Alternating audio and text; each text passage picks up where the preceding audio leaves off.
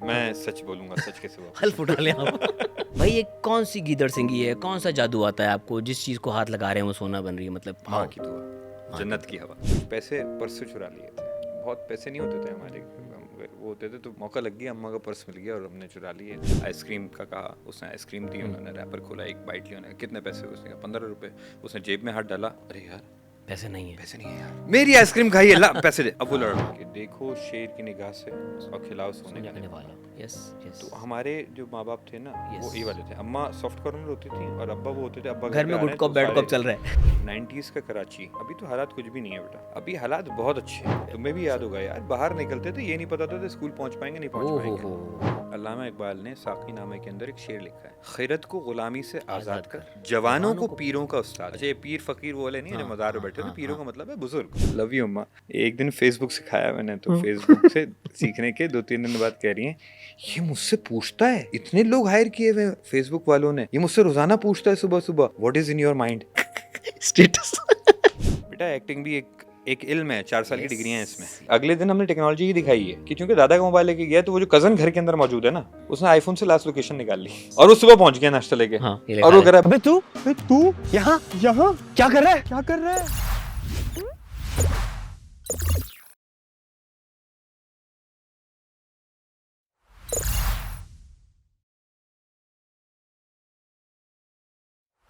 अस्सलाम वालेकुम the magician mister Meesam, कैसे हैं सर? यार तू बड़ा फॉर्मल हो रहा है यार। मैं कह थोड़ा शुरू में ना हल्के हल्के आए। मीसम भाई कैसे हैं? कैसा है यार मेरी जान? मैं ठीक ठाक, आप बताएं भाई। ठीक ठाक फिटफाट जबरदस्त। तू भाई ये कौन सी गीदड़ सिंगी है, कौन सा जादू आता है आपको, जिस चीज़ को हाथ लगा रहे हैं वो सोना बन रही है, मतलब माँ हाउ? की दुआ, जन्नत की हवा। माँ की दुआ, जन्नत की हवा, और मेहनत भी आपकी। यार सीरियसली अच्छा देखो, मैं इसमें बहुत सारे लोगों का मुझे शुक्रिया करना है और तुम्हारे प्लेटफॉर्म से मिल रहा है। जानू मेरे असतज़ा हम्म जहाँ से मैंने पढ़ा हम्म उन्होंने दिमाग खोला। मैं तो अंचोली के थड़े पे बैठने वाला एक लौंडा था, है। सीधा सीधा बताओ यार। हमें तो नहीं पता था कि क्या होता है ड्रामा, किस तरह का होता है, क्या होता है। बट नैपा चेंज माई लाइफ। ओके। उसमें ज़ियामुद्दीन साहब हैं, राहत काज़मी साहब हैं, तलत हुसैन साहब हैं। इनको देखा कहीं था बचपन में, जब वहाँ पे एंटर होते हैं और एक लाइन से ऑडिशन में दे रहा था और लाइन से सब लोग बैठे हुए थे ना, तो बस देखता रह गया यार कि यार क्या पर्सनैलिटीज़ हैं, क्या लोग हैं, क्या नॉलेज है, क्या इल्म है। यस। तो वो अंदर ही अंदर ना खुद ब खुद से एक लगना शुरू हुई कि यार मुझे भी पढ़ना है। जी सुजू। तो वो चीज़ पैदा हुई और उनकी वजह से आज मैं यहाँ पे मौजूद हूँ। दूसरा मेरी वालदा। मेरा सपोर्ट सिस्टम घर के अंदर ज़्यादा स्ट्रॉन्ग था। ठीक है हालात इतने स्ट्रॉन्ग नहीं थे, लेकिन उन्होंने कहा कि तुम ये प्रोफेशन करना चाहते हो, तुम पैशनेट हो, तुम ड्रामा बनाना चाहते हो, तुम ये काम करना चाहते हो। उन्होंने मुझे कभी रोका नहीं, मुझे प्रेशर नहीं दिया कि फाइनेंसेस का प्रेशर है, ये है वो है। तो फिर मेरे फैमिली सिस्टम, जैसे मैंने कहा कि मुझे स्ट्रॉन्ग मिला ये वाली चीज़ के अंदर, फिर लगन रही और चीज़ें समझ में आना शुरू हुई। अब ऐसा लगता है कभी कभी लोग कहते हैं नहीं यार मैजिशियन नहीं है यार, it's all about finding the conflict. If you doing a drama, आपको पता होना चाहिए यार कॉन्फ्लिक्ट क्या है। कॉन्फ्लिक्ट समझ गए ना आप ड्रामा बना लेंगे। मसला कॉन्फ्लिक्ट का है। मैं छोटी सी मिसाल तुम्हें देता हूँ। अयाज तुम निकले घर से, एक सिनेरियो है, ड्रामा समझ रहे हैं हम, मैजिशियन कुछ नहीं होता। घर से निकले हो, आइसक्रीम वाली की दुकान पे पहुंचे, उन्होंने कहा हाँ भैया एक आइसक्रीम देना। उसने तुम्हें आइसक्रीम निकाल के दी, तुमने मस्ती में बड़े मज़े से उस टाइम आइसक्रीम की लगन में, शौक में तुमने रैपर खोला, उसने कहा, और वो तुमने एक बाइट लिया और तुमने कहा कि कितने पैसे हुए। उसने कहा जी 15 रुपये हुआ है। तुमने 15 रुपये निकाले और उसको दे दिया और तुम घर चले गए। इसमें ड्रामा है ड्रामा नहीं है? नहीं है। ये न्यूज़ है एक, ये खबर है, ये किस्सा है जो सुनाया जा रहा है। अच्छा अब मैं इसी कहानी को लेता हूँ। अब निकले भाई आया सब घर से, आइसक्रीम वाली की दुकान पे पहुंचे, आइसक्रीम का कहा, उसने आइसक्रीम दी, उन्होंने रैपर खोला, एक बाइट ली, उन्होंने कितने पैसे हुए। उसने कहा 15 रुपये। उसने जेब में हाथ डाला, अरे यार पैसे नहीं है। पैसे नहीं है यार। यहाँ ड्रामा है। अब वो ओए तूने मेरा पैसा लिया, मेरी आइसक्रीम खाई है, ला पैसे दे। अब वो लड़ रहा है। अब आप कह रहे हैं भाई मैं घर से लाऊंगा, नहीं तू भाग जाएगा। हाँ। ये है कॉन्फ्लिक्ट। यस। जब आप कॉन्फ्लिक्ट समझ गए तो ड्रामा क्रिएट कर सकेंगे। हमारे यहाँ मसला है कि हम पहले तो आइडेंटिफाई नहीं कर पाते कि इस जगह कॉन्फ्लिक्ट है या नहीं है। जिस दिन आप आइडेंटिफाई कर लेते हैं तो फिर आप उस कॉन्फ्लिक्ट पे अब ये स्टोरी टेलिंग है कि आप किस तरीके से और कितना ऑथेंटिकली उसे सुनाते हैं। मुझे एक फ़ायदा एक्सपोजर ये मिला कि भैया मैं बहुत नीचे से आया हूँ और आज भी अपनी जड़ों को भूला नहीं हूँ। आज भी उन्हीं जड़ों में हूँ, आज भी मेरे अंचोली के दोस्त हैं, आज भी मैं उसी में बैठता उठता हूँ। तो वो भी देखा है और डिफेंस भी देखा है। तो ये जो एक पुल के इस पार और उस पार वाला कॉन्सेप्ट है ना, वो दोनों दिखे हुए हैं, दोनों दुनिया देख ली। दोनों दुनिया देख ली हैं। तो वो एक एक्सपोजर की वजह से शायद ऐसा हो जाता है कि कुछ कमाल हो जाता है। मुझे फिर भी अभी कमाल नहीं लगता, मुझे लगता है अभी तो दिल्ली दूरस्त, अभी बहुत काम है। और ये एक ये समंदर है, हाँ, अभी तो हम साहिल पर हैं, समझ लें। और ये वही है कि जब किनारे लहरें पे आती हैं, छूती हैं, आपको लग रहा है आप समंदर में, आप साहिल पर हैं। हम तो साहिल पे खड़े हुए हैं, Yes, अभी तो हमने yes, टच भी नहीं yes. किया, बेस भी टच नहीं किया। Yes yes yes. तो बस ये बात है और कुछ भी नहीं। और वही चीज़ आएगी जो आपने बताई कि एक घर वालों ने आपको सपोर्ट किया, कहीं ना कहीं वो परवरिश में वो वाला अंसर आपका कहीं निकल के आया है। यार मुझे ना बड़ा टॉक्सिसिटी पे बात कर रहा हूँ मैं, मुझे टॉक्सिक फैमिली समझ में नहीं आती पर्सनली, ये मेरा मानना है। उसकी वजह है कि मेरी फैमिली शायद ऐसी नहीं थी। मेरे मामू बहुत सपोर्टिव थे, तो मेरे चचा बहुत सपोर्टिव थे, तो मैंने बड़ा घर के अंदर ना बड़ा वो वाला माहौल देखा है, अच्छा माहौल देखा। अच्छा माहौल देखा है। यस, उसमें छोटी मोटी रंजिशें वो होती हैं, 4 बर्तन एक जगह पे होंगे वो बजेंगे, लेकिन उन 4 बर्तनों के बजने को मैं ज़बरदस्ती का जो है ना वो नेगेटिविटी नहीं बना सकता। यार ये मेरे रिश्ते हैं, और रिश्तों की वैल्यू ना की तो आप फिर अपनी जड़ों से जुड़े हुए नहीं हैं। तो मैं जड़ें तो नहीं छोड़ूंगा। जो मेरे मुल्क ने मुझे दिया है, जो मेरे घर ने मुझे दिया है, जो मेरे वालिदैन ने मुझे दिया है, उसको मैं कैसे भूल जाऊँ। यस, और ये हमारा कल्चर है। ये हमारा कल्चर है यार, पहचान है, आपको फख्र होना चाहिए अपनी पहचान पे। आप क्यों डरते हैं ये कहते हुए कि ब्लडी पाकी? क्या मजाक है यार, आप फख्र से बोलें आप पाकिस्तानी हूँ। हाँ, ओन करें ना अपनी कंट्री को, जिस दिन ओन करना शुरू कर देंगे ना आप, कुछ वो कहना छोड़ देंगे। कहना छोड़ देंगे वो। Yes yes yes. तो मैं तो नहीं डरता भाई, मुझे तो आज भी दाल चावल से इश्क है। अभी तुमसे बोला यार वो, हम सर हम कहते हैं ना कोई 5 स्टार खाना और एक तरफ दाल चावल। दाल अरे यार चावल बड़ा मज़ेदार किस्सा होता है, दाल पता है क्या होता है? अक्सर आप जाए ना, अब चले गए आप बड़े रेस्टोरेंट, अब वहाँ नाम लिखे हुए होते हैं, हाँ। पहले तो पढ़ने में नहीं आते। इसकी प्रोनाउंसिएशन क्या, तलफ़्फ़ुज़ क्या है यार, इसको बोलते जबरदस्ती के फ्रेंच नाम डाले हैं, अरेस्तो प्रेस्तो है क्या, बता तो दो। कभी कभी बहाना करना पड़ता है, यार आप बताओ सबसे अच्छा क्या है। यार ये हम सब वो गरीब रिलेट करेंगे कि जो महंगे रेस्टोरेंट महंगे और नहीं पता। भाई हर किसी को नहीं पता होता। या कोई दोस्त बैठा है उसको पता है, अब वो कुछ बोल रहा है, इटालियन नाम ले रहा है, तो यार ये ये मैंने भी खाया था प्रीशित, बहुत अच्छा था, ये मंगवा लो। अच्छा भाई, आते हैं परवरिश पर। जी मेरे जान। सर क्या कमाल, पूरी टीम का काम, चाहे अदाकार हों चाहे आप हों, एक टीम वर्क दिख रहा है। कितनी मुश्किलात आई थी परवरिश करते हुए? मुश्किलात बहुत सारी आई थी। पहले तो कहानी पे आता है ना, कहानी इटसेल्फ बहुत मुश्किल है भाई। यार आसान नहीं थी, हाँ। और मैं यहाँ ये कहूँ कि फाद भाई का कॉन्सेप्ट था स्टार्टिंग से, अगर हमने हाँ ये शुरू से तकरीबन 2-3 सालों से ये सर्कुलेट कर रहा था, और फहद भाई ने सोचा हुआ था कि इस तरह का एक प्लॉट होगा कि एक शख्स है जो बाहर की तरबियत से घबरा के अपने बच्चों को पाकिस्तान लेकर आ गया है, और अब चीज़ें प्रॉब्लमेटिक हो रही हैं। तो ये मौजूद था। मायरी उस ज़माने में हम लोगों ने किया था, तो मायरी से समर और ऐना भी बहुत हिट हुए हुए थे। उनका कपल बहुत हिट हुआ था। वो बच्चे माशाल्लाह से अच्छा, बहुत टैलेंटेड है यार, क्या बहुत टैलेंटेड बच्चे हैं, बड़े नेचुरल बच्चे हैं। लाइक आप उनको कोई काम दें वो बहुत पिक करते हैं, वो फॉर्मूला ड्रिवन नहीं है कि ये फॉर्मूला है टीवी का, इससे कामयाब हो जाएंगे, नहीं, वो ओपन है। तो वो बहुत अच्छा परफॉर्म। तो एक ये भी था कि यार हमने कुछ मायरी को लेके करना है आगे। अब मायरी के अंदर एक चाइल्ड मैरिज का इशू था जो हम आगे नहीं बढ़ा सकते थे। मैं एक स्टांस क्रिएट कर चुका था कि under as marriage is not right, जो अब कोड भी मानता है, जो दुनिया भी मानती है, मेडिकली बिल भी पास हो चुका है उसके, इस पर बिल भी पास हो चुका है। तो मैं उसको तो कंटिन्यू नहीं कर सकता क्योंकि वहाँ तो डिवोर्स हो चुकी है। तो हमें था कि हम इनको लेके कुछ और काम करेंगे। तो ये फहद भाई वाला कॉन्सेप्ट, इस पर काम हो रहा था। किरण सिद्दीकी, मुझे फहद भाई ने बोला कि मीसम यार कुछ नए राइटर्स चाहिए जो न्यू एज ड्रामे को जानते हों या नहीं जानते हों, काम में नयापन हो, काम में नयापन होना चाहिए। तो 2 लोग ऐसे हायर हुए, उसमें एक उमर काजी, एक किरण सिद्दीकी। तो किरण के हवाले हमें ये दिया गया परवरिश, और वो बनाने लगी। मैं दूसरे ड्रामे पे लगा हुआ था। इतने अरसे में फिर मुझे एक ड्रामा करना था, कभी मैं कभी तुम के बाद। तो अब मुझे स्क्रिप्ट नहीं मिल रही थी, मेरे मतलब की नहीं मिल रही थी। लाइक थी 2-3 स्क्रिप्ट, लेकिन वो मुझे लग रहा था कि यार ये मुझसे नहीं होगा। वही अगेन टॉक्सिक फैमिली और वो टॉक्सिसिटी। तो मैं बड़ा घबरा रहा था कि यार मुझे नहीं करना, मुझे उलझन होती थी, मेरी अपनी मेंटल हेल्थ डिस्टर्ब हो जाती है। सीधा सीधा बताऊँ यार, क्योंकि मैंने जिन प्यारे रिश्तों को देखा है ना, मैं उनको, मुझे ख़राब करते हुए मज़ा नहीं आता। सीधी सी बात है यार भाई, आपका अपना एक्सपीरियंस उस तरह का नहीं रहा ना? मेरा रहा नहीं। तो मैं ये नहीं कहूँगा, ऐसा नहीं है कि दुनिया में होता नहीं है, दुनिया में बहुत सारी चीज़ें हो रही हैं, मगर ग्लास को आधा भरा हुआ देखना और आधा खाली देखना, ये आपका नज़रिया perspective सबको, तो आप अपने तरीके से लेते हैं, तो मेरे मिजाज नहीं था। मैंने कहा मैं बना तो लूँगा लेकिन वो कमाल नहीं आ सकेगा। फिर यहाँ अली भाई से मीटिंग हुई मेरी एयरवाई में, डॉक्टर साहब भी थे, मैं भी था, सब लोग थे। तो अली भाई ने कहा यार वो परवरिश हम पढ़ रहे हैं और बड़ा अच्छा टॉपिक है और तुम वो क्यों नहीं कर रहे? तो मुझे पता था कि किरण स्टूडेंट भी रही थी नापा में, वो लिख रही है और मुझे बड़ा मजा भी था, लेकिन मैंने कहा हाँ मैं पढ़ता हूँ, मैंने पढ़ा और एक ही एपिसोड ने सर पकड़ हिला हिला दिया। उसने कहा यार, मैंने कहा ये तो बड़ा मजे का है, ये करना मुझे, ये करना है। तो उस पर वर्किंग शुरू कर दी। अच्छा, उस वक्त उसकी 8 एपिसोड लिखी गई थी। तो हमने कास्टिंग वगैरह, अब मुझे था कि इस दफ़ा मैं कास्टिंग के अंदर एज अप्रोप्रिएट कास्टिंग करूँगा। एक 40 साल के आदमी को कॉलेज का स्टूडेंट नहीं बनाना। सर किया होगा आमिर खान ने 40 साल की उम्र में 3 इडियट्स, मगर मुझे नहीं बनाना।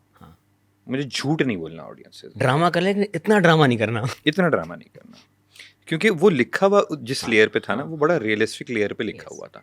तो अगर आप रियलिस्टिक लेयर का लिखा हुआ ड्रामा फिक्शनलाइज करना शुरू कर देंगे तो वो खख़राब हो जाएगा सर, वो काम खराब हो जाएगा, एसेंस मिस हो जाएगा। तो उसकी कास्टिंग का प्रोसेस आया, ऐसे परवरिश हमने करना शुरू किया। ट्रिकी चीज़ें थी, बहुत ट्रिकी चीज़ें थी, जिन मसाइल को हमें डिस्कस करना था। तो एक सजेशन मैंने किरण को दिया, मैंने कहा बेटा इसमें कॉमिक एंगल डालना शुरू करो। यूथ की वजह से, यूथ की वजह से। देखो यार मीम कल्चर है ना यार, एक्सेप्ट करो। अब यूथ है, वो सबसे ज़्यादा कनेक्ट किससे करती है? वो किसी भी मैटर को ह्यूमर ड्रिवन, वो ह्यूमर ड्रिवन है। तो मैंने कहा अगर देना है ना तो ठीक है, ह्यूमर को मिक्स करते हैं, लेट्स स्टार्ट। तो वो ह्यूमर मिक्स करना शुरू किया। वो चीज़ हाईलाइट हुई है कि एक सीरियस ड्रामा और उसमें कहीं कहीं आपके छोटे छोटे लाफ्टर्स, वो एक मूड भी चेंज कर रहा है ऑडियंस का और उसका एक अपना एसेंस भी बन रहा है। देखो, 2 बेसिक इमोशंस हैं जिनके ऊपर सबसे ज़्यादा ड्रामा चलता है। एक कॉमेडी है, एक ट्रेजेडी। हम सैडनेस पे जाते हैं, हैप्पीनेस पे जाते हैं, ये दोनों का फ्यूजन है। जब इनका फ्यूजन आप करते हैं ना तो वो चीज़ कमाल हो जाती है। ये फ्यूजन मैंने सीखा था राजकुमार हिरानी से। राजकुमार हिरानी का जो डायरेक्शन स्टाइल है या उसकी जो स्क्रिप्ट्स होती हैं, वो कहती हैं, जैसे आप 3 इडियट्स की मैं मिसाल देता हूँ कि आप सीन देख रहे हैं, एक गाना चल रहा है ख़तरनाक किस्म का कि ऑल इज़ वेल, और तफरियाँ चल रही हैं, मस्तियाँ चल रही हैं, स्टूडेंट सिखा रहे हैं, और उस गाने का एंड कहाँ हो रहा है? सुसाइड पे। उसका एंड हो रहा है कि एक बंदे ने वो बनाया ड्रोन और वो ड्रोन उड़ता हुआ जा रहा है, और जिसकी क्रिएशन थी, जिसका आइडिया था, वो बंदा फांसी पे है और वो बंदा मर चुका है। और एकदम से आपका हंसते हंसते इमोशन ठक शिफ्ट चेंज होता है, शिफ्ट होता है, तो उसका इम्पैक्ट बड़ा हो जाता है। मैंने कहा यार ये टेक्निक तो बड़ी मजे की है। अच्छा, थिएटर में हम ये टेक्निक करते रहे थे, क्योंकि थिएटर के अंदर हमने स्टार्टिंग पढ़ा था शेक्सपियर। तो शेक्सपियर में क्या होता है कि शेक्सपियर में यही चीज़ है, उसके अंदर एक ट्रेजेडी पार्ट होगा, ट्रेजेडी पार्ट के अंदर ये कॉमिक रिलीफ कहलाता है। तो कॉमिक रिलीफ के लिए कोई फूल का कैरेक्टर आ जाएगा और वो कॉमिक रिलीफ देगा, and then you start tragedy. मैंने कहा वाह, इमोशनल राइड होती है पूरी वो, क्योंकि इमोशनल आपका आर्क है ना, इमोशनल आर्क है। आप प्योर इमोशनल आर्क दे रहे हैं, अगर मैं सिर्फ ट्रेजेडी तो वो डार्क हो जाएगा, मोनोटनी भी है, मोनोटनी हो जाएगी, कहेगी यार मैंने नहीं देखना, इतने सख्त हैं। फिर सख्त चीज़ें थी, self harm, suicidal thoughts, mental illness, generational trauma, ये सारी चीज़ें डिस्कस करनी है। तो मैंने कहा भैया ये डार्क तो नहीं हो सकता, बहुत ज़्यादा डार्क हो जाता, नॉर्मल करते हैं इसको, आराम से लेकर चलते हैं ताकि लोग समझ सकें, कनेक्ट कर सकें, लिंगो को चेंज करते हैं। तो वो बड़ी मेहनत इस पर हुई, और थैंकफुल टू बिग बैंग, एयरवाई, my team, my actors, my writer, even my DP, editor, मैं सबका नाम दूंगा। उसकी वजह यह है कि मेरे DP, मैं गयास की बात करता हूँ। अब गयास कराची नसी से मेजर किया हुआ है सिनेमाटोग्राफी के अंदर, तो वो आदमी आके सिर्फ कैमरा सेट नहीं करता है, वो कहता है मीसम सीन क्या है, ओके वो सीन पढ़ेगा, सीन की फील को समझेगा, क्योंकि उसने ड्रामा पढ़ा हुआ है, फिल्म पढ़ी हुई है, लाइट वैसे करेगा, वो लाइट वैसे करेगा, वो एंगल्स वैसे लेगा, वो कहेगा कि यार ये बड़ा टेंशन वाला सीन है, मीसम ज़्यादा एंगल्स लिए ना तो ऑडियंस डिस्कनेक्ट हो सकती है। सही बात है यार, सिर्फ 1 टेक में करता है, तो तुम्हें ब्लॉकिंग का, मुझे ब्लॉकिंग का पूरा मार्जिन, मेरा थिएटर बैकग्राउंड था, तो मुझे ब्लॉकिंग बहुत चाहिए। मुझे लगता है यार जैसे ही आपने सोफे पे ड्राइंग रूम के अंदर बिठा दिया और सीरियस सीन कर रहे हैं ना, मर गया, वो एक्टर्स फर्नीचर बन जाते हैं, फर्नीचर बन जाता है ना। तो मुझे DP फ़ायदा दे रहा है। अच्छा, जो मेरा एडिटर है वो फिक्स है, तो वो मेरे मिजाज को बहुत अच्छे तरीके से समझता है कि यार ड्रामा इस तरीके से निकालना है, तो वो ड्रामे को समझता है, वो देख के वो रोज़ाना काम कर रहा है, तो उसे ड्रामा पता है। फिर बैकग्राउंड म्यूज़िक, सबसे ज़्यादा जिस चीज़ को इग्नोर किया जाता है वो म्यूज़िक है ड्रामा में। सर सबसे बड़ा आपका मीडियम है, आप भूल जाते हैं AV मीडिया में, ये ऑडियो वीडियो मीडिया में, हमने सिर्फ उसे वीडियो मीडिया बना दिया है। नहीं सर, तो शुरू में बीजीएम वाले कोई प्रॉब्लम नहीं, सलमान हमारा बंदा है। अब मैं उससे कहूँ कि यार सुन, इस पे ना, इस सीन पे ना कॉमिक म्यूजिक लगाएंगे, थोड़ा सा कॉमिक बनाते हैं। यार मीसम भाई उसमें सीरियस बात हो रही है। मैंने कहा हाँ होने दे यार, वो ऑफ लगेगा, ऑड लगेगा। मैंने कहा नहीं लगेगा यार। अच्छा लगेगा ना, चलेगा। अगर नहीं चले ना तो ठीक है, मेरी तरफ से ट्रीट। तो उससे ट्रस्ट किया। अच्छी बात, देखो बात यह है कि वो भी ट्रस्ट कर रहा है ना यार। और फिर उसने बनाया, उसने उसको कंसीव किया, उस पर लगाया, हमने देखा, उसने कहा यार काम तो कर रहा है मीसम भाई, it is working. So team effort. फिर एक्टर्स, हम सेट पे पहुंचे हैं, सीन है यार मीसम भाई, अबुल हसन की मैं मिसाल दूंगा। अबुल हसन एक कराचीट लड़का है, उसको दे दिए उर्दू के फुल शपाटर लौंडा कहते हैं ना, शपाटर लौंडा ना, उसको आपने दिए हुजूर तशरीफ लाइए और बैठ जाइए। उसके कैरेक्टर पे नहीं जा रहा वो, लेकिन अच्छा लग रहा है। तो उसने कहा नहीं ये तो नहीं मैं बोलूँगा। तो मैंने कहा बेटा हाँ नहीं बोलते, बस ये है बैठने का मकसद ना। हमने एक वर्कशॉप ली थी, ग्रीश कर्नाड आए थे नेपा के अंदर। तो उन्होंने कहा देखें डायलॉग के 3 एसेंस हैं, रिलेटेबल कैसे बनाना है। एक वक्त था जब आप कहते हैं कि आइए तशरीफ़ रखिए और चाय नोश फरमाइए, एक तरीका ये है।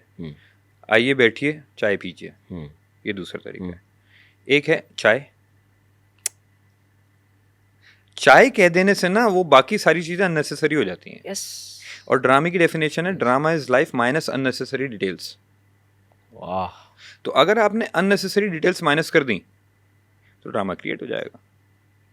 तो मैंने कहा अच्छा अबुल, मैं उससे पूछता था, अब मैं जेंजी नहीं हूँ, वो बच्चा जेंजी है तो वो जानता है इन सारी चीज़ों को। तो मैंने कहा यार अबुल ये ऑब्जेक्टिव है, ये वांट है, ये जुमला कहना है और ये बात पहुंचानी है, तुम्हारी यहाँ कैसे कहेंगे। तो उसने मुझे पहली दफा तुम्हारे यहाँ कैसे कहेंगे? ये अच्छा था। अबे यार नहीं पता यार, एक अलग कबीला है ना वो भाई, आपके कबीले में कैसे बात की जाती है? अच्छा मैं तुझे इस चीज़ से याद दिलाता हूँ। हमारे यहाँ पहले बोला जाता था पार्टी सेट है, हाँ, ये हमारी लिंगो थी। हाँ, ये हमारी वाली और पार्टी क्या हो रहा है। Yes yes yes. अब जनरेशन का अपना वर्ड होगा। हाँ हाँ। अब जनरेशन जो होगी ना उसका अपना वर्ड होगा, हमसे पुरानी वाली जनरेशन का उनका वर्ड होगा। यस। सो अगर मुझे रिलेटेबल करना है तो मुझे उस जनरेशन के दिमाग के अंदर घुसना होगा, वो लिंगो पकड़नी है, वो लिंगो पकड़नी है, वो उसका मिजाज पकड़ना है, उसकी साइकी पकड़नी है। तो उसने कहा कि मिसम भाई इसको ऐसे बोलते हैं, ऑरा पॉइंट्स पता चले मुझे। मैंने कहा ये क्या होता है ऑरा? Yes yes. उसने कहा कि ऑरा पॉइंट्स होते हैं -5000 ऑरा, +5000 ऑरा। मैंने कहा अच्छा मुझे इसका बता, इसका ये कॉन्सेप्ट है। उसने मुझे बताना शुरू किया। मैंने कहा वो अगर मैंने किसी की तारीफ करनी है तो आपको ये नहीं बोलना है कि यार ये बड़ा अच्छा ज़हीन किस्म का आदमी है, आपने बोलना है यार ऑरा है इसका, ऑरा 1000+ है, 1000+ है। मैंने कहा ठीक है इन्वॉल्व करो। अच्छा जो बड़े हैं अगर उनको आप गौर से देखें, उनकी लिंगो में ये चीज़ नहीं है, लेकिन जो बाहर से आया है वो इंग्लिश में बात कर रहा है। तो जितना ऑथेंटिक क्लोज टू रियलिटी आप रहे, यस, परवरिश बनता गया। फिर दूसरे परवरिश में हमें कहीं टीच नहीं करना था कि पेरेंटिंग कैसे होती है, क्योंकि मुझे भी नहीं आती। पेरेंटिंग का फॉर्मूला नहीं है भाई, कोई दुनिया में नहीं है, कहीं दुनिया में कोई फॉर्मूला नहीं है। नहीं। हाँ ये ज़रूर है कि आप कुछ जो ट्रायल एंड टेस्टेड फॉर्मूलाज हैं जो अब के मुआशरे में काम नहीं कर रहे, वो दिखा सकते हैं, और जो काम कर रहे हैं वो दिखा सकते हैं। The choice is on the audience. तो हमने कहा ठीक है हम पैरेलल ट्रैक्स क्रिएट करेंगे। एक 4 माँ बाप का सेट होगा, एक अपने स्टाइल से अपने ज़माने के अलग अलग तर्ज के लोग हैं। एक उसके बाद वाला मिलेनियल होगा, वो अपने हिसाब से जो है वो पेरेंटिंग कर रहा होगा। एक फलां होगा। तो ऐसे एक माया के माँ बाप बने, एक वली के माँ बाप बने, एक समीर के माँ बाप बने, और एक जेबी और सुलेमान के माँ बाप बने। और हर कोई अपने एरा को डिफाइन कर रहा है। सही। और एक्सेप्टेबिलिटी के ऊपर मैं लेकर चला गया। मैंने कहा ठीक है फिर इवॉल्व करना बहुत ज़रूरी है ना माशरे को, तो इवॉल्व करवाते हैं। हमारा मसला ये है कि हम इवॉल्व नहीं होते। मतलब ये इवॉल्व करना ही है जो मैंने ऑरा पॉइंट्स अभी जिक्र किया कि अगर आप उसको डाल लेंगे कोई प्रॉब्लम नहीं है यार, एक्सेप्ट कर लो, वो अच्छा वो भी खुश हो जाएंगे। और हमारा तो मुल्क किस पे बना है भाई? अल्लामा इकबाल के ख्वाब पे बना है, ये तो हम मानते हैं। अल्लामा इकबाल ने साकी नामे के अंदर एक शेर लिखा है, खैरत को गुलामी से आज़ाद कर, जवानों को पीरों का उस्ताद कर। क्या बात है। अच्छा ये पीर फकीर वो वाले नहीं है जो मज़ार पे बैठे थे, पीरों का मतलब है बुजुर्ग। तो ये भी नहीं कह रहे इकबाल, क्योंकि आगे इसके ऊपर लेक्चर है पूरा कि बुजुर्गों को साइड लाइन कर दो, खड्डे लाइन कर दो। नहीं, वो कह रहे हैं बुजुर्ग पीछे जाएं और सिर्फ सुपरवाइज करें, but the lead should go on to the new generation. आप जब न्यू जनरेशन को वो लीड देते हैं ना सर, आप तरक्की करते हैं। तो इसका एक और भी एसेंस है कि जो हमारे बुजुर्ग होते हैं वो थोड़े से ज़िद्दी हो जाते हैं कि हम जो कह रहे हैं वो ठीक है। हाँ। तो इसमें एक ये मैसेज भी है कि अगर कोई जवान या कोई यंगस्टर आपको आके कोई बात कह रहा है तो एक्सेप्टेंस होनी चाहिए। उससे भी सीख लें कुछ। सीख लें। सफर है ना, और सीखना सफर है, अपने। जिंदगी में आप सीखते Yes, रहते हैं यार। yes, कोई भी ऐसा नहीं है कि आप सीख बंद हो जाती है, सीख बंद नहीं होती, नहीं। सीख मौजूद और सर रहती है। जिसकी सीख बंद हो जाती है बस वहां से उसका सर वो ऑब्सोलीट हो जाता है, yes that's it. Yes yes तो ये तो परवरिश का आइडिया ऐसे जनरेट हुआ, ऐसे चीज़ें हुई, और मुझे एरवा ने बहुत सपोर्ट किया। बहुत सारी ऐसी चीज़ें थी जो टैबू मानी जा रही थी, एग्जैक्टली। और मैंने कहा ये मैं डालना चाहता हूँ, मैं करना चाहता हूँ इसके अंदर कुछ काम, इसके ऊपर हमको डिबेट क्रिएट करना चाह रहे हैं, तो वो सपोर्ट नहीं होती है। कौन कौन से टैबूज ऐसे जो जो आपने फेस किए? चले मैं एक टैबू का जिक्र करता हूँ, जैसे मिसाल के तौर पे न्यू बच्चों में जो अंडर एज हैं उनका थेरेपी की तरफ जाना। हमारे माशरे में थेरेपी को अभी तक एक्सेप्टेबिलिटी नहीं मिली है। अभी भी हम समझते हैं कि मेंटल इलनेस इज नथिंग, ये तो सब, ये कुछ नहीं होती, ये एग्जिस्ट नहीं करती। नहीं, अच्छी एग्जिस्ट करती है भाई, ये है, हमारे पे एक्सेप्टेंस नहीं है उस चीज़ की। हमारे पास एक्सेप्टेंस नहीं आई है, तो हम इस पे वैसे काम भी नहीं करते। और जो जा रहा होता है उसको कह रहे थे पागल है। ये पागल है। तो कंटेंट वाइज भी लोग इतना आसानी से इस पे राजी नहीं होते। मैं बहुत कम देखता हूँ कि थेरेपी को लिया जाए और थेरेपी के सीन्स को एक्सेप्ट किया जाए Yes. कि हम ड्रामे में दिखाएं, यस। क्योंकि देखो in the end TV is a masses medium. तो मासेस का मीडियम तो आसानी से ज़्यादातर उस तरफ झुकाव रखेगा जहाँ मासेस होंगे, जो नॉर्म है उनके लिए। जो नॉर्म। तो मगर ये सपोर्ट मुझे मिलती है कि ठीक है, तुम यहाँ लिखना चाहते हो, तुम डिस्कस करना चाहते हो, करो, और सेंसिबली, बस ये ध्यान में रखना कि सेंसिबली इसको लेकर चलना है, ये इनसेंसिटिव ना हो जाए, सेंसेशनलाइज नहीं करना, ग्लैमराइज नहीं करना। और उन लाइन्स पे मैंने काम किया, और मैं कोशिश अभी भी कर रहा हूँ, कुछ एपिसोड्स बाकी हैं, कि हम कहीं भी ग्लैमराइज नहीं करें इस चीज़ को। ग्लैमराइज करना गलत है, मैं भी मानता हूँ कि यार ये गलत है, मगर कुछ चीज़ों के लिए एक्सेप्टेबिलिटी रहना बहुत ज़रूरी है। एक और मैं तुम्हें बताता हूँ, बड़ा टैबू है सर, ख़तरनाक बात है ये। हम एक चीज़ कहते हैं कि there is an elephant in the room, होता है, बात नहीं करता कोई। हम बात नहीं करते उस पर। अब बात करने का वक्त आ गया है। आप जब तक उस एलिफेंट को रूम में आइडेंटिफाई नहीं करेंगे, उसको एक्सेप्टेंस नहीं देंगे, सर आप ग्रो नहीं कर सकेंगे। मैं इसकी मिसाल, मैं अभी तमहीद बांध रहा हूँ, इसकी मिसाल ऐसे देता हूँ कि जर्मनी के अंदर हिटलर ने जो भी किया पास्ट के अंदर, उन्होंने अपनी टेक्स्ट बुक से निकाला नहीं है उससे, उन्होंने स्पेशली उसे पढ़ाया है ताकि ये गलती दोबारा ना हो। तो अपनी गलती को एज नेशन कबूल करना, कल्चरल मिस्टेक्स को एक्सेप्ट करना, वहीं से इवॉल्व करते हैं सर आप। उसी से आप इवॉल्व करते हैं। तो क्या होता है, मैं यूनिवर्सिटीज़ में मेरा पढ़ाना हुआ एक्टिंग के हवाले से, थिएटर के हवाले से, तो कराची यूनिवर्सिटी में भी मौका मिला, ज़ैबिस के अंदर भी मौका मिला मुझे, आगा खान यूनिवर्सिटी हॉस्पिटल। मुझे बड़ी हैरत हुई जब AQU से कॉल है कि यहाँ थिएटर पढ़ाना। मैंने कहा मेडिकल वालों को थिएटर क्यों पढ़ा रहे हैं आप? तो मेरी डीन से मुलाकात हुई, उन्होंने कहा कि देखिए सिलसिला ऐसा है कि 6 साल के लिए बच्चा यहाँ पे आता है और वो हॉस्टल में रहता है, और उसके बाद सिर्फ पढ़ाई का बोझ होता है, तो मेंटली डिस्टर्ब हो जाता है, उसके पास कोई एस्केप प्लान नहीं होती। तो हम क्या करते हैं कि हर सेमेस्टर के शुरू में या साल के शुरू में एक दफ़ा उनसे कुछ कोर्सेज कराते हैं जिसमें फ़न एलिमेंट्स हों, जैसे आर्ट है, लिटरेचर है, म्यूज़िक है, ताकि इक्विलिब्रियम कायम रहे और सिर्फ पढ़ाई का फोकस या स्ट्रेस ना रहे, और वो चीज़ें अच्छी निकल सकें, आम अल्फाज में बोर ना हो। उसके पास कुछ एलिमेंट्स हों जो उसको सेट रखें, नॉर्मल रखें। तो मेरा मुख्तलिफ जगहों पे पढ़ाना हुआ, तो मुख्तलिफ बच्चों से और मुख्तलिफ एज के बच्चों से, जो न्यू एज बच्चे थे, उनसे ताल्लुक़ कायम होता है। हमारे यहाँ टैबू है रिलेशनशिप को डिस्कस करना। Oh yes. हम मान ही नहीं रहे कि 15-16 साल की उम्र में लोग having affairs. I am not saying right और रॉन्ग की बहस में नहीं जा रहा हूँ मैं अभी, वो एक होता है या नहीं होता है इसकी बहस है। मैं तो इस बहस में हूँ कि ये क्या होता है या नहीं होता। तो भैया एज ब्रैकेट और पीछे आता जा रहा है। जी हाँ, हमारे टाइम पे शायद 18-19 वाला था, फिर 15-16 हुआ, अब तो 12-13 हो गया सर। 12-13 हो गया सर। यस। तो ये पहले ये मान लो, होता है, सही गलत की बहस बाद में होगी। हाँ, पहले ये बहस है कि होता है या नहीं होता। हाँ, अभी भी डिनायल में लोग के नहीं होता। बस सर आपका बच्चा घर से बाहर क्या कर रहा है आपको पता ही नहीं है, उसको छुपाना आता है क्योंकि आपने सख्ती की है। सर अब तो वो है, बच्चा घर में क्या कर रहा है आपको वो नहीं पता। आपको वो नहीं पता क्योंकि मोबाइल पे बैठा हुआ है, गैजेट है उसके हाथ में। यस, उसके हाथ में गैजेट है। यस सर वो गैजेट से अपने कहाँ कहाँ ओपिनियंस दे रहा है, कहाँ कहाँ क्या कर रहा है, आपको पता ही नहीं है। तो आप पहले ये तो आइडेंटिफाई कर लें आपने तय कर लिया होता है, अगर आपने एक दफ़ा ये तय कर लिया ये होता है, अब आप आएंगे इस चीज़ की तरफ कि अच्छा अगर ये गलत हो रहा है तो इसको काउंटर कैसे करना है। तो अब ये एक मुश्किल टॉपिक था जो हमें डिस्कस करना था कि हो रहा है और हम दिखाएंगे कि होगा। अब होगा, माँ बाप इसमें कैसे रिएक्ट करें। तो एक तरीका क्या है ऐसा जो रूटीन तरीका है जो पिछले कई सालों से चला आ रहा है, सख्ती, जिसमें आप मारपीट करते हैं, डांट डपट करते हैं, अच्छा उसका रिजल्ट क्या आ रहा है सामने? सुसाइड्स, बच्चे बागी हो जाते हैं, बच्चों का बागी होना, रिबेल करना, घर से भाग जाना, छोड़ देना, कुछ ऐसी गलतियां कर जाना जिसमें बाद में वो जिंदगी भर पछताएं, रिग्रेट में जाएं। सही। अच्छा और आगे बढ़ें, जब ये एक्सट्रीम लेवल पे ये सख्ती पहुंच जाती है तो सर हम चले जाते हैं ऑनर किलिंग की तरफ। मैं आपको रिसर्च उठा के दिखा दूंगा। और हमारे हर स्टेट में इंटीरियर्स में कोई कारोकारी के नाम पे कर रहा है, कोई किसी नाम से कर रहा है, कोई किसी नाम से कर रहा है। यस सर, ये बड़ी अलार्मिंग चीज़ है, आप इसको समझने की कोशिश करें कि इतनी सख्तियों में अब मुआशरा नहीं चल सकता। वो किसी ज़माने में एप्लीकेबल था और वर्क कर रहा था, मैं उसको गलत नहीं कर रहा हूँ। मुझे लगता है कि शायद maybe I am wrong, अब वर्क नहीं कर रहा। कुछ जगहों पे करता हूँ, कुछ कंडीशंस में करता हूँ, ज़माना बदल गया है, ज़माना बदलता है। तो अच्छा इसका एक हल क्या है? एक हल यह है कि कम से कम इतनी कम्युनिकेशन अपने बच्चों के साथ पैदा कर लो कि अगर वो ऐसा कर रहे हैं तो तुमसे ओपन हो।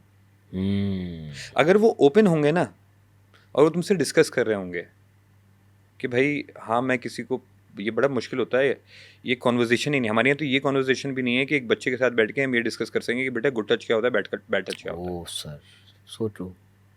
आपको कायम करनी होगी।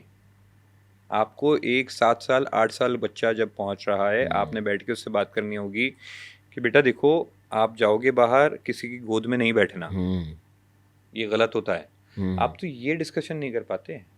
यस आप तो ये डिस्कशन नहीं कर पाते जो शरई है कि बेटा पाकी और नापाकी क्या होती है, और पाकी की हालत में तहारत के लिए आपने गुस्ल कैसे करना है, ये डिस्कशन आप नहीं कर पाते बच्चों से, नहीं कर पाते क्योंकि आपका कम्युनिकेशन गैप है। आप कहते हैं यार रिस्पेक्ट का एलिमेंट शामिल है। सर माँ बाप हैं, आपको ये सोचना होगा कि वो आपकी गाइडलाइंस पे चल रहा है। जैसे आपने उसको मोटर स्किल सिखाई है बचपन में ना, वैसे आपने आगे भी उस पर नजर रखनी है। तो आप उसके दोस्त बन जाओ। नहीं बना जाते यहाँ पे, इस माशरे में नहीं बना वो अपने रिलेशनशिप या अफेयर को लेके किसी दोस्त से डिस्कस कर रहा है जिसका कोई एक्सपीरियंस नहीं है दुनिया में, और वो गलत मशवरे दे रहा है, तो आप दोस्त बन जाओ ना, आप उसे सही मशवरे दे दो, सही गलत की तमीज़ बताएं। क्योंकि अगर आपको लगता है कि वो नहीं करेगा तो ये एलिफेंट इन द रूम है, करना तो है उसने। और इसके लिए खाम ख्याली है, अगर नहीं कर रहा है कि वो नहीं करेगा, आप जाएं बाहर सर, आप कैफेज में बैठें, आप जाके जगहों पे बैठें, आप थोड़ा सा निकलें अपने माँ बाप वाले रूटीन से निकलें। आप या तो घर पे रोटी बना रहे हैं, बच्चों को तैयार कर रहे हैं, दूसरा क्या कर रहा है, सुबह जा रहा है 7 बजे, रात को 10 बजे आ रहा है, वो जा ही नहीं रहा। कभी यूनिवर्सिटी जाके देखे हो क्या रहा है, कभी स्कूलों में जाके देखे क्या हो रहा है। क्या हमारे पास खबरें नहीं आती हैं स्कूलों में ड्रग्स आम हो गई है? उफ सब चीज़ें हो रही हैं, अलार्मिंग चीज़ें। अब जब हो रही हैं तो आइडेंटिफाई करें and then talk about it कि इसका हल क्या निकाला जा सकता है। ये टॉपिक आसान नहीं था मेरे लिए, और टीवी पे ये बात करना it's a difficult job, because बहुत सारे लोग ऑफेंड भी हो सकते हैं और हुए हैं। कंट्रोवर्सी बन जाती है कि यार ये आप क्या, ये आप एकदम से क्या बता रहे हैं कि एक लड़की आई है, मैं एक सीन डिस्कस करता हूँ कि माया का जो कैरेक्टर है वो अपने बॉयफ्रेंड से मिलकर आई है। चलो मैं इतने खुले लफ्जों में बोल रहा हूँ, मैं कोई ढकी छुपी शुगर कोटिंग नहीं कर रहा। और माँ उससे कहती है बेटा कहाँ गई थी, और माँ को चपेड़े मारने चाहिए जो नॉर्म है। हमने ये करके देख लिया, हमने बहुत दफ़ा दिखाया कि ऐसे मौक़ों पे ऐसे रिएक्ट करो, मगर उससे कोई फ़ायदा तो नहीं हो रहा। ओके, हम दोस्ती करवाते हैं। तो माँ ने बोला, बख्तावर मज़हर ने, कि बेटा आप कहाँ से आ रहे हैं? उसने कहा, पहले झूठ बोला उसने कहा बेटा मुझे सच बताओ आप कहाँ से आ रहे हैं, बहुत नॉर्मल टोन में। तो उस बच्ची ने सच बताया, तो उसने हाथ पकड़ा और कहा इधर आओ। अब वो बच्ची डर रही है कि यार माँ अब डांट पड़ेगी, अब फटेगी, अब फटेगी, अब डांटेगी, अब कुछ कहेगी। और माँ बिठाती है और कहती है थैंक यू बेटा, आपने मुझसे सच बोला, इसके लिए आपका शुक्रिया। अप्रिशिएट किया उसकी ऑनेस्टी। अब देखो साइकोलॉजिकली बच्चा क्या कहाँ चला गया है। तो अम्मा ने रिवर्स उनो कर दिया। अम्मा ने ये क्या कर दिया? अब अम्मा कह रही है बेटा ठीक है मैं रोक तो नहीं सकती आपको, आप मिलोगे, आप जवान हो रहे हो, हार्मोनल चेंजेस आ रहे हैं, एक अट्रैक्शन है, देखो आदम को भी ज़रूरत पड़ी थी किसी की, तो अल्लाह ने हवा दी थी। यस इन नेचुरल है, यस इस नेचर को समझने की कोशिश करें, उसको गलत, इससे पहले कि वो गलत अंदाज में यूज़ होना शुरू हो जाए। यस इसीलिए खुदा भी शादी और इन सारे मशवरों की तरफ Yes. जाता है ना। और पसंद की शादी करने में भाई कोई कोई एतराज़ हर्ज नहीं है। ये तो शरा आप हम्म, भी उठा के देख लें, कहीं भी देख लें। हम रसूल की सुन्नत पे चलने वाले लोग हैं ना। हुजूर अकरम सल्लल्लाहु अलैहि वसल्लम ने क्या बीबी फातिमा की ज़बरदस्ती शादी की है? सर किसी तारीख में नहीं मिलता, बल्कि आप गए हैं, आपने पूछा है बीबी पूछा है, फातिमा से yes, कि ये yes, फला yes. फला बंदे का रिश्ता आया हुआ है, क्या बेटी आप चाहती हैं? हम्म। और आपने इनकार किए हैं कुछ जगहों पे, और रसूल अकरम सल्लल्लाहु अलैहि वसल्लम ने उस इनकार को एक्सेप्ट किया है, यस यस ज़बरदस्तियाँ नहीं की हैं। हाँ, कोई माज़अल्लाह मेरे मुंह में खाक, मैं तो ऐसा बोल भी नहीं सकता।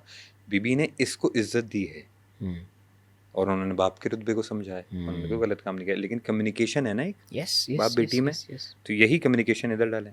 तो वो बख्तावर माँ कहती बेटा मुझे पता है आप करोगे, लेकिन बेटा अब मैं कुछ चीज़ें आपको समझा रही हूँ, आप अकेले में नहीं मिलोगे, आप ये नहीं करोगे, ठीक है?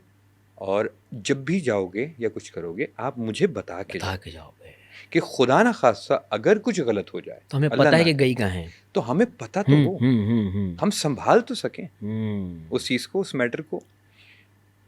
ये टॉपिक अलाउ किया कि मीसम ये डिस्कशन कर लो ड्रामे में, तो मैं तो सर सदा एहसानमंद रहूँगा अपने प्रोडक्शन हाउस का भी, तो ये अपने होना भी चाहिए चैनल का मीसम भी, भाई। कि यार आप मुझे मौका दे रहे हैं तो मैं अपना नैरेटिव पेश कर पा रहा हूँ, वरना मैं नैरेटिव नहीं पेश कर पाता।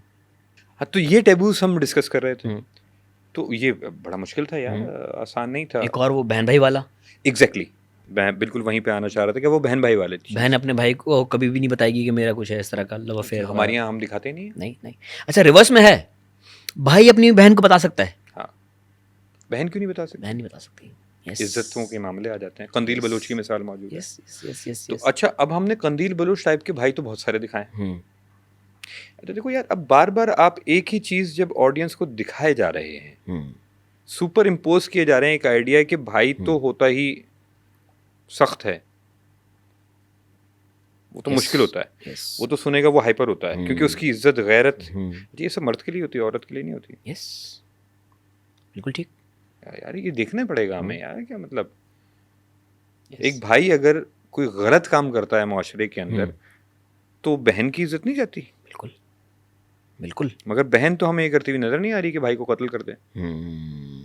तो अच्छा, आप फिर भाई की इसका, अच्छा ऐसा नहीं है माशरे के अंदर कि सपोर्टिव भाई नहीं है, क्यों नहीं है यार? अच्छे भाई भी हैं। अच्छे भाई भी हैं यार, और बहुत सारे हैं, किसने का नहीं है? यस, बहुत सारे भाई हैं यार। तो उस मुआशरे के उन भाइयों को जो हमेशा उनका प्यार अनसेड रह जाता है, वो बात ही, वो डिस्कस ही नहीं होता, तो हमने वो भी उठाया कि एक लड़की है, बहन है, और वो अपनी तरफ से प्यार करती है किसी से, वन साइडेड लव है, और वो अपने भाई से डिस्कस कर रही है, और भाई उस पर चमाट नहीं मार रहा, थप्पड़ नहीं मार रहा, उसे बुरा भला नहीं कह रहा, समझा रहा है, समझा भी नहीं रहा, आगे बढ़ के गले लगा रहा है बस, कि डोंट, वो गले में लगाना क्या है कि डोंट वरी, मैं तुम्हारे साथ हूँ, मैं संभालने के लिए बैठा हूँ। भाइयों का काम हम ये कहते हैं ना, भाई का काम है संभालना। भाई संभाल लेगा। तो भाई कैसे संभालेगा? भाई तब संभालेगा जब बहन को ये एतमाद हो कि मैं अपनी कोई भी चीज़ शेयर करूंगी तो ये संभाल लेगा ना। अगर ये एतमाद ही नहीं होगा, वो इस डर में जी रही होगी कि मैं पता नहीं बताऊंगी तो भाई क्या करेगा, तो भाई वो कैसे संभाले? उसे तो तब संभालना पड़ेगा ना जब उसे एतमाद हो। तो वो पूरा 2 पेज का मोनोलॉग था जिसके अंदर वो अपनी दिल की कैफियत को बयान कर रही है कि मैं उसको पसंद करती हूँ, वो लड़का ऐसा है कि वो बर्गर है, वो ये नहीं खा सकता, वो ये एक दिन में 2-2 कपड़े पहनता है, मैं और वो एकदम रुकता है, तुम प्यार करती हो उससे, ये भाई से कहलवाया है, और वो देखती है और फिर वो अपना मोनोलॉग शुरू करती है कि हाँ करती हूँ मैं प्यार, मगर वो मुझसे प्यार नहीं करता, वो तो मुझे देखता भी नहीं है, और वो पूरा बयान करती है और भाई सुन रहा है, एक लफ्ज़ नहीं बोल रहा, और जब वो देखता है कि इमोशनली अब ये आउटबर्स्ट में जाने वाली है, और वो गले लगा लेता है। अब हमारे यहाँ तो टीवी पे गले लगाना भी एक टैबू है, मगर वो बहन भाई हैं, यू नीड टू अंडरस्टैंड कि हाँ ताल्लुक क्या है, हम वहाँ रेहाम या अबुल हसन नहीं दिखा रहे हैं, हम वहाँ अमल और समीर दिखा समीर रहे हैं जो दिखा रहे बहन भाई हैं। यस यस तो भाई गले लगा के कंफर्ट देगा अपनी देगा। बहन को, ठीक वो उसकी महरम है। हम्म तो हमें ये अब नॉर्मलाइज, मुझे लगता है कि बिल्कुल मुआशरे में एक बैलेंस, देखो हर चीज़ का ना बैलेंस बड़ा ज़रूरी है। अगर हम एक साइड की कहानी कंदील बलोच वाली दिखा रहे हैं ताकि हम आइडेंटिफाई करा सकें कि ऐसे भाई ना बनो, तो हमें ये भी कहानी दिखानी होगी कि भाई सपोर्टिव है अपनी बहन को लेके, वो उसके लिए लड़ रहा है, तो जाके मुआशरा इक्वल बुनियादों पे चलेगा। Yes, अगर हम सिर्फ एक साइड दिखाते रहें, ये वाली साइड भी कि सिर्फ सपोर्ट कर रहा है, तो वो भी गलत है। वो भी गलत है। यस तो आपको बड़ा बैलेंस देना होता है। जब आप बैलेंस नैरेटिव दुनिया को देना शुरू करते हैं ना, तो मुआशरा बेहतरी की तरफ जाता है। यस मैं तो फिल्म मेकर, एक ड्रामा मेकर हूँ ना, मेरी जिम्मेदारी नहीं है भाई लोगों को टीच करना। कहानी सुनाना है। मेरा काम तो कहानी सुनाना है भैया। मैं कोई फिलोसोफर नहीं हूँ, मैं कोई जो है ना वो आलिम दीन नहीं हूँ, मेरा काम नहीं है ये। मैं तो एंटरटेनमेंट मैं बनाऊँ, फिर मेरा तो काम है मैं फास्ट एंड फ्यूरियस बनाऊँ, मैं गाड़ियाँ लड़ाते हुए दिखाऊँ, मैं लोगों को उड़ते हुए दिखाऊँ और अच्छे तरीके से दिखाऊँ ताकि लोग एंटरटेन हो। मगर मुझे लग रहा है कि मुआशरे में इस वक्त ज़रूरत थी कि हम इन टॉपिक्स पे बात करें, क्योंकि चीज़ें कुछ, अगर वो कहते हैं ना वो स्पाइडरमैन वाली बात है कि जानू अगर आपको एक पावर दी गई है तो उस पावर की जिम्मेदारी होती है। तो यार एक पावर हमारे पास है कि हम माशरे में कुछ पेश करें, तो उस पावर को अगर हम बेहतर तरीके से यूज़ कर लें विद द एंटरटेनमेंट एलिमेंट, तो क्यों नहीं। सर मैंने एक जगह पे पढ़ा था, अच्छी थॉट थी, मुझे अच्छी लगी वो थॉट, मैं शेयर करना चाहूँगा कि हम उस माशरे पे रहते हैं जहाँ पे स्क्रीन पे मारा मारी वायलेंस दिखाना तो ठीक है, प्यार दिखाना ठीक नहीं है। हाँ यार क्या अच्छी बात है कि हम वायलेंस को दिखाने में कोई हिचकिचाहट नहीं है, ना ना ना ना। लेकिन प्यार दिखाने में कहीं ना कहीं प्रिंसिपल्स, आपकी कोई हदें वो आ जाती हैं। हाँ, अब प्यार तो यूनिवर्सल लैंग्वेज है यार। अब किसने मुझे नहीं समझ, मैं बहुत मानता हूँ हुजूर सल्लल्लाहु अलैहि वसल्लम, यार उन्होंने प्यार से जीता है लोगों के दिलों को। यस यस एक औरत कचरा फेंक रही है, आप उसकी इयादत करने जा रहे हैं, उन्होंने तो इखलाक से जीता है यार, प्यार से जीता। मुझे तो नहीं मिलती तारीख के अंदर जितनी किताबें उठा के मैं देखता सर हूँ। प्यार की भी सुपरलेटिव डिग्री, शफकत। कहाँ नहीं गए यार। मतलब आप ये सोचें, मतलब एक आदमी के पास पावर इख्तियार आ जाता है ना, तो फिर वो अपने बदले लेना शुरू हो जाता है। अच्छा तूने मेरे साथ ये किया, अब मैं देख तेरे साथ क्या करता हूँ। पावर का रसूल माफ के कर पास रहे हैं। पावर आ रही है और वो फतेह मक्का कर रहे हैं, अब जिसको चाहे बदला लें पीछे जंगों में जो सामने आया है, तो माफ और आप क्या करें। करें, सबको माफी है। तो यार मैं तो मेरा नबी तो ऐसा है यार, हाँ, मुझे नहीं नजर आता मेरा नबी वैसा है, मेरा नबी तो ऐसा है यार, और मैं ऐसे ही रहूंगा भाई। मैं प्यार मोहब्बत को सपोर्ट करने वाला आदमी हूँ और मैं प्यार मोहब्बत को ही सपोर्ट करूंगा। मैं चाहूंगा वायलेंस कम हो, जो नहीं हो सकता क्योंकि माशरे में बदी भी है और नेकी भी है। वही मगर बैलेंस वाली जितना बात। मैं अपनी कैपेसिटी में रहते हुए काम कर सकता हूँ वो मैं करूँगा। और आई गेस उस वायलेंस को बैलेंस करने के लिए ही प्यार है ना। और वायलेंस क्योंकि इतना ज़्यादा हो चुका है, तो आई गेस अब बैलेंस का ये वाला जो पलड़ा है, इसमें प्यार बढ़ना चाहिए। भाई 7 बड़े गुनाहों के अंदर प्यार मोहब्बत की कहानी नहीं आती। यस 7 बड़े गुनाहों के 7 अंदर deadly कत्ल sins। सबसे पहले है। किसी को कत्ल कर देना सबसे बड़ा गुनाह है। तो माशरे पे सबसे ज्यादा असर जो हो रहा होगा वो तो इस बात का हो रहा होगा कि आप कत्ल दिखा रहे हैं। तो कत्ल तो नहीं रुकता, वो दिखा देते हैं हम। वजह से उस पर कोई ना चीखता है ना कुछ करता है। लेकिन अगर एक लड़का लड़की का प्यार मोहब्बत दिखा दिया तो आपको मौत पड़ गई। अच्छा ये जमाने से चला आ रहा है, इसीलिए हीर रांझा बनी, इसीलिए रोमियो जूलियट बनी, इसीलिए लैला मजनू बनी, क्योंकि प्रॉब्लम ही यहीं पे। यस प्रॉब्लम ही यहीं पे। कॉन्फ्लिक्ट। आपको सोशल कंडीशनिंग कर दी है कि प्यार इज अ टैबू। प्यार टैबू नहीं है भाई। और वो जो आपने भाई बहन वाली प्यार की बात की ना, उसमें एक और चीज़ ऐड कर दूंगा कि भाई अगर बहन का पहला कंधा नहीं बनेगा ना, तो कोई किसी और का भाई आगे बनेगा। एग्जैक्टली कंधा बनेगा लेकिन उसका कोई, तो इससे पहले आप ही बन जाओ। हाँ प्लीज प्लीज प्लीज प्लीज। इससे पहले बहन एक और बुरे एक्सपीरियंस से गुजरे, उसको वहीं अपनी गाइडेंस में ले लो, वहीं उसका सहारा बन जाओ। बहन भाई का तो रिश्ता कितना Yes, प्यारा yes, है यार। yes, yes, yes. कितना प्यारा रिश्ता है ये, हमें कहाँ नहीं दिखते यार। Yes, yes. अभी मुहर्रम के दिन चल रहे हैं, तो हमें तो करबला से भी क्या मिलता है बहन भाई का रिश्ता यार। Yes. एक इम्तिहान है कि एक दिन में 72 लाशें हैं जो एक शख्स ने देनी है। इम्तिहान है ना, कुर्बानियाँ देनी है। फिर एक इम्तिहान इसके बाद शुरू होना है Yes. जिसमें आप मर नहीं सकते। देखो मर गए तो आज़ादी मिल गई तमाम आने वाली मुश्किलात से। अब आपने वो इम्तिहान देना, तो एक इम्तिहान इमाम हुसैन अलैहिस्सलाम दे रहे हैं, तो एक इम्तिहान बीबी ज़ैनब दे रही हैं। Yes. Yes. और ये दोनों कौन है? बहन भाई। बहन भाई है। और दोनों बहन भाइयों का रिश्ता आपस में कितना अच्छा है, कितना पक्का है। तो हमें तो हमारा दीन तो सब दे रहा है यार, हर रिश्ता सिखा दिया गया रिश्ता है। सिखा दिया गया है। हमारे दीन में तो कहीं नहीं लिखा कि बहन को मारो। ना मुझे अमलन किसी की भी जिंदगी से, किसी की भी सीरत से, किसी के भी अमल से मुझे ये नजर आए। सही बात है। तो हम कहाँ किस और डायरेक्शन हर में जा रहे हैं? चीज़ जो 1400 साल पहले सिखा दी गई थी, आज हम उन्हीं चीज़ों को लेकर नेगेटिविटी भी फैला रहे हैं। वर्किंग वुमेन, उस पर सवाल उठते हैं। हो चुका सॉल्व पास्ट में। अपनी एज से बड़ी खातून से शादी करना हो चुका पास्ट में सॉल्व, लेकिन हम आज भी उन्हीं चीज़ों पे फंसे हुए हैं। और मैं और पता है, प्रैक्टिकली करके दिखाया नबी practically पाक करके सल्लल्लाहु अलैहि दिखाया। वसल्लम अच्छा कुछ मैं अपने आलिम दीन जिन लोगों से मैंने, बहुत सारे ऐसे लोग हैं जिनके मैं लेक्चर सुनता था। मैं तो जाहिल एक तालिब इल्म आदमी हूँ यार, मैं तो मानता भी नहीं अपने आप को इस चीज़ के अंदर। लेकिन उनको मैंने देखा, उनको सुना, उनको पढ़ा, उनकी किताबें देखी, तो यार मेरी तो रिस्पेक्ट बढ़ गई कि हमारे पास कितने अच्छे अच्छे आलिम दीन रहे हैं और उन्होंने कितनी अच्छी अच्छी बातें हमें सिखाई हैं। हम सीखने वाले नहीं हैं ना। हम सीख नहीं रहे, शायद हम कहीं खो गए। Yes yes. मगर बहुत सारे अभी मैं बहुत खुश हूँ इस बात पे कि जो नई जनरेशन है ना यार देयर लव यार, वो माशाल्लाह पढ़ते हैं, सवाल उठाते हैं, और सवाल उठाना इल्म की बुनियाद है। यस। तो मेरे ड्रामे के अंदर भी ये हमने पिछले 30-40 सालों में बच्चों की कंडीशनिंग ऐसी की कि सवाल नहीं पूछना बेटा, हाँ। जो बता दिया गया वही ठीक है। हाँ। अब की जनरेशन नहीं है, वो पूछेगी आपसे, पूछेगी आपसे सवाल, सही गलत क्या है वो आपने बताना है, लेकिन सवाल तो होगा। सवाल तो होगा। और सवाल करना कोई प्रॉब्लम नहीं है यार। देखो सवाल करते हैं तो चीज़ों को पता चलता यस है। भाई, इल्म का इजाफा है कैसे? सवाल से ही है ना। सवाल से सवाल करोगे तो इल्म में इजाफा होगा। आप सवाल ही नहीं करोगे तो आप कैसे सीखोगे? हो ही नहीं सकता। मैं आपसे कहूँ ये भाई ये मोबाइल है, हाँ, और आप कहीं मोबाइल है, बात खत्म हो बात गई। खत्म हो गई। मैं आपसे कहूँ ये मोबाइल है, आप कहीं मोबाइल नहीं है, अब बात शुरू होगी। अरस्तु, एरिस्टोटल का एक फ़लसफ़ा जो उसने बयान किया, उसकी एक थॉट प्रोसेस थी कि जब आप किसी, मैं आसान लफ्ज़ों में उसको करूँ कि अगर आप किसी चीज़ की हैयत, असलियत जानना चाहते हैं तो उसको क्वेश्चन कर दें।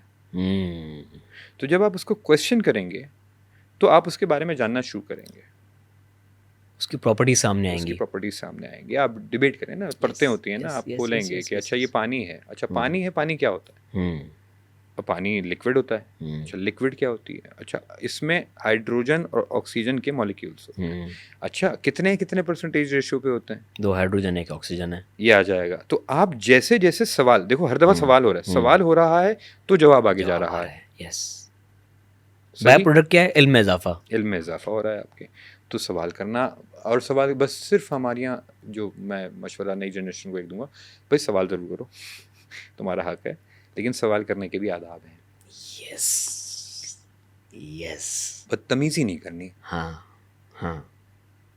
आप सवाल करें, प्यार से करें। और शायद हम यहीं फंस गए क्योंकि उनको, बड़ी जनरेशन को लगता है कि बदतमीज़ी हो रही है, ठीक है, और जो नई जनरेशन है वो कहती है हमारी मर्ज़ी, हम जैसे करें। आपकी मर्ज़ी है सर, आप जैसे करें, बिल्कुल करें, लेकिन इल्म का तो दायरा कार हमेशा डिमांड करता है इखलाक। दोनों को एक एक कदम आगे आना पड़ेगा। तो दोनों को मिलना होगा, तो ये दोनों के लिए ज़रूरी है। तो इल्मी जहन साजी अगर हम करें और बनाएं, और छोटों से सीखें। यार मैं अभी भी सीखता हूँ, सीखना चाहिए। मुझे लगता है कि कभी कभी यार मेरी बेटी मुझे सिखाती है, ज़ैनब सर, और मैं यूँ हैरत में रह जाता हूँ कि यार हाँ वाकई मैंने इस एंगल से कभी सोचा भी नहीं। यस। कि ये क्या है, ये यार ये बच्ची बता रही है। मैं एक छोटी, अभी कुछ सालों पहले की बात है, तो मैं मोबाइल पे बैठा हुआ था, तो हम बात कर रहे थे, तो हम एक टर्मिनोलॉजी के ऊपर बात चल रही थी। तो मैंने कहा यार ये टर्मिनोलॉजी क्या होती है? उसने भी डिबेट में कहा, उसने ये होती है। मैंने कहा मैं सर्च करता हूँ, आप गूगल से पूछते हैं। अब तो जनरेशन की बात है ना यार, गूगल से पूछते हैं, ठीक है। और मैंने मोबाइल निकाला और मैं गूगल पे गया और जाके मैं टाइप करने लगा। तो वो मेरी शक्ल, क्या कर रहे हैं आप बाबा? मैंने क्यों, क्या हो गया भाई? नहीं पापा इधर दिखाएं मोबाइल। अब मैंने कहा यार अब अजीब सा फील हो रहा है ना। उसने मोबाइल लिया, गूगल सर्च दिस, और मैं लिटरली मैं नहीं कर रहा ये यूज़, भाई मेरे पास नहीं है ये चीज़, मैं अभी भी टाइप कर रहा हूँ दिस। वो गई। अब मैंने कहा हाँ यार देखो, अब उनको पता है, मुझे कोई शर्म नहीं है ये बताने में कि मेरी बच्ची मुझे सिखा रही है। यस। हाँ, वो ढूंढने की जो जस्तजू थी वो मैं डाल रहा हूँ। टेक्नोलॉजी उससे मालूम है, वो मुझसे एडवांस है। मैं अपनी वालदा का बताऊँ, मेरी वालदा एक ज़माने तक जब हयात रहीं तो वो टीवी पे देखती थी ड्रामा, लेकिन आखिरी वक्तों में उन्होंने मोबाइल पे देखना शुरू किया। तो उनको मोबाइल यूज़ नहीं करना आता था। अब मैं अपनी जनरेशन की बात कर रहा हूँ। तो मैंने उनको यूट्यूब सिखाया कि अम्मी देखें ये यूट्यूब होता है, और अम्मा इसके अंदर ना देखें ये ऐसे ड्रामा चलता है, यहाँ पे आपने जाना होता है, यहाँ पे क्लिक करना होता है। ये हम सबकी अम्मियों के साथ यही सबके एक्सपीरियंस है। हाँ। तो मुझे 1-2 दिन लगे उन्हें वो प्रोसेस समझाने में, और वो कभी भी बुला लेती हैं, ये देख ये क्या आ गया है। हाँ। ये अच्छा लव यू अम्मा। एक दिन फेसबुक सिखाया मैंने, तो फेसबुक से सीखने के 2-3 दिन बाद कह रही हैं ये मुझसे पूछता है, इतने लोग हायर किए हुए फेसबुक वालों ने, ये मुझसे रोजाना पूछता है सुबह सुबह what is in your mind status. अब मैं अम्मा को समझा रहा हूँ, अम्मा नहीं ये कोई बंदा नहीं है यहाँ पे बैठा हुआ जो आपसे रोजाना पूछ रहा होगा, ये एल्गोरिथम है ये। अब उनको नहीं समझ में नहीं समझ आता। बट मुझे बड़ा मज़ेदार कॉन्वर्सेशन रहती थी। तो वालदा ऐसी थी हमारी कि भैया वो ना वो ग्रो करती थी हमारे साथ। एक दिन मैं बैठा हुआ नेपा मैंने ज्वाइन किया, तो मैं घर पहुंचा तो मासी हमारे घर में काम जो करने वाली आई हुई थी, वो अब उनका गिलास हमेशा से बचपन में हमने देखा कि किचन में एक अलग गिलास रखा हुआ होता था जो इस पे होता था कि भाई ये मासी का गिलास है। तो मेरे कॉन्सेप्ट चैलेंज हो रहे थे बहुत सारे पढ़ाई के दौरान। तो मैं घर पे आया, मैंने अम्मा से सवाल किया, मैंने कहा अम्मा ये गिलास आप अलग क्यों रखती हैं मासी का? तो क्या नहीं बेटा वो काम करती है, जरासीम वगैरह होते हैं और अच्छा नहीं लगता ना, तो घर वाले पानी पिए उसमें से। तो मैंने कहा तो घर में तो काम आप भी करते हैं। हम 3 लड़के थे, हम 3 भाई हैं, मैं सबसे छोटा हूँ, हमारी कोई बहन नहीं है। तो हमारी यहाँ ड्यूटियाँ बंधी हुई थी, और हमारी अम्मा ने ट्रेन ही ऐसे किया कि बेटा इस डस्टिंग तू करेगा, ये वाला काम पौधों को पानी देने वाला काम बीच वाले के पास जाएगा, घर से बाहर सौदा सर्फ लाने का काम बड़े वाले के पास आप जाएगा। लकी हैं सर, आपका काम डिस्ट्रीब्यूट हो गया, मैं अकेला था। मैं इकलौता था, मैंने सब किया। नहीं अच्छा देखो नहीं ये उसमें मैं सबसे छोटा था ना, तो मैं वजन ज्यादा है बराबर था। हुआ ये कि जैसे वो थोड़े से बड़े हुए ना तो उन्होंने काम छोड़ दिया। अब वो सारे काम मेरे जिम्मे थे, छोटी करेगा अब वो करेगा। तो खैर हुआ ये कि अडेप्ट करती थी हम। तो मैंने जब ये सवाल किया तो उन्होंने कहा हाँ यार तुम्हारा पॉइंट तो सही है कि काम तो हम भी डस्टिंग, वो अगर झाड़ू पोछा कर रही है तो झाड़ू पोछा मैं भी करती हूँ, जिस दिन वो नहीं आती है उस दिन झाड़ू पोछा मैं लगाती हूँ, और डस्टिंग भी करती हूँ, तो इसमें भी जर्म्स और ये सारी चीज़ें। तो मैंने कहा कि फिर आपके गिलास में और उसके गिलास में फ़र्क क्या रहेगा? फ़र्क कहाँ है? असल मसला है हाइजीन का।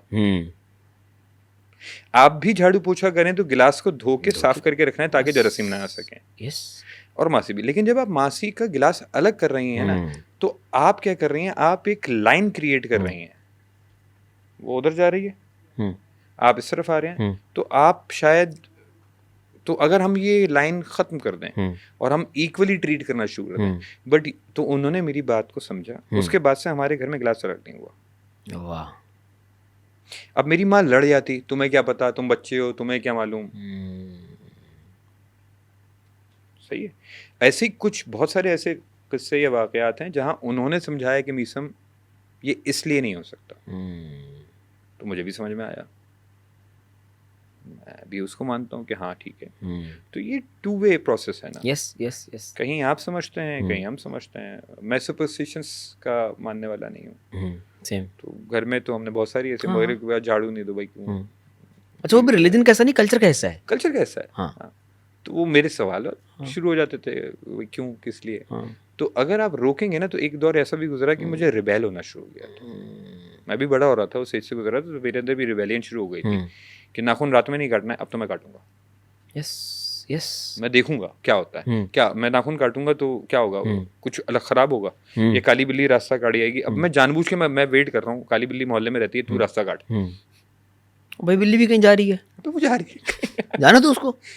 अच्छा होता क्या है, साइकोलॉजिकली असर होता है, क्योंकि आपके जहन में बैठ गया काली बिल्ली का, अब बिठा दिया गया, कंडीशनिंग ऐसी कर दी गई है। अब आप गिरेंगे, आप रोजाना गिरते होंगे, रोजाना कोई मिसहैप होता होगा, हमारे साथ, हम हर इंसान की जिंदगी में रोजाना मिसहैप होता है। वो इल्जाम उस दिन काली बिल्ली पे याद नहीं रहता जिस दिन काली बिल्ली सामने से गुजर गई है ना, तो उस दिन का मिसहैप आपको याद रहेगा, क्योंकि हाँ। कंडीशनिंग कर दी गई है। Yes yes yes yes yes. तो काली बिल्ली का मसला नहीं है भाई, वो उस कंडीशनिंग का मसला है। वो एक चीज़ है बड़ी मज़े की, अंधेरे से डर लगता है सबको।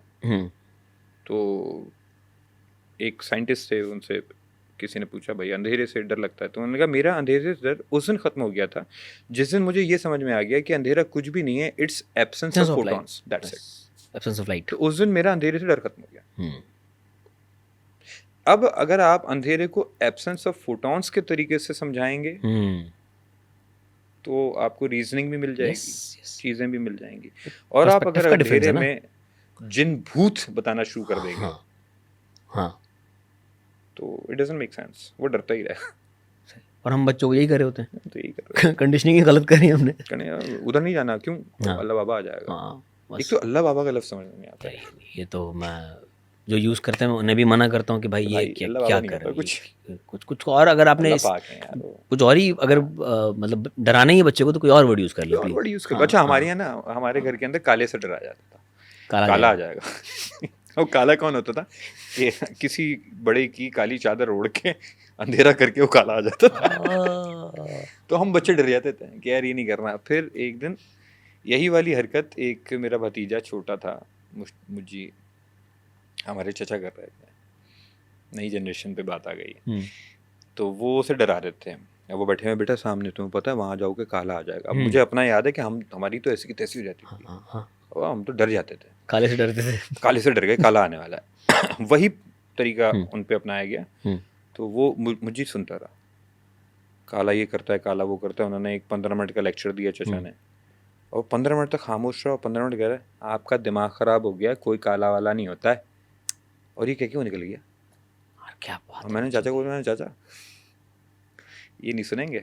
यस यस, ये नहीं, ये वो वाले बच्चे नहीं हैं। यस, कोई फ़र्क नहीं आ गया। फ़र्क ये है कि उनके सवाल डिफरेंट हैं, उनकी सर एक्सेस टू इन्फॉर्मेशन अलग है।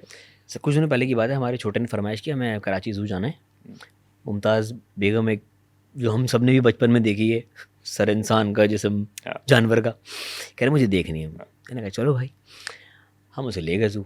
अब वो खड़ा हुआ, पूरी बातचीत हुई उनकी, उसने अपना सब बताया, मैं अफ्रीका से आई हूँ 40 साल पहले यहाँ पे यूँ, पूरी अपनी कहानी जो सुनाती है, मेरे हाथ है, ये मेरे पैर है, पूरा सुना के उसने भी पूरी कॉन्वर्सेशन बनाई उसके साथ। और एंड में निकलते हुए कह रहा है मुझे पता तुम ड्रामा कर रही हो। यार उसको किल कर दिया उसने वहाँ पे।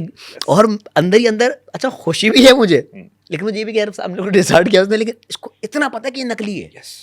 6 साल के बच्चे को हम भाई 12-15 साल में यकीन कर लेते थे हाँ यार असली है ये। अब 6 साल के बच्चे को पता है ये नकली है। आप उसको पागल नहीं बना सकते, अब वो जनरेशन नहीं है।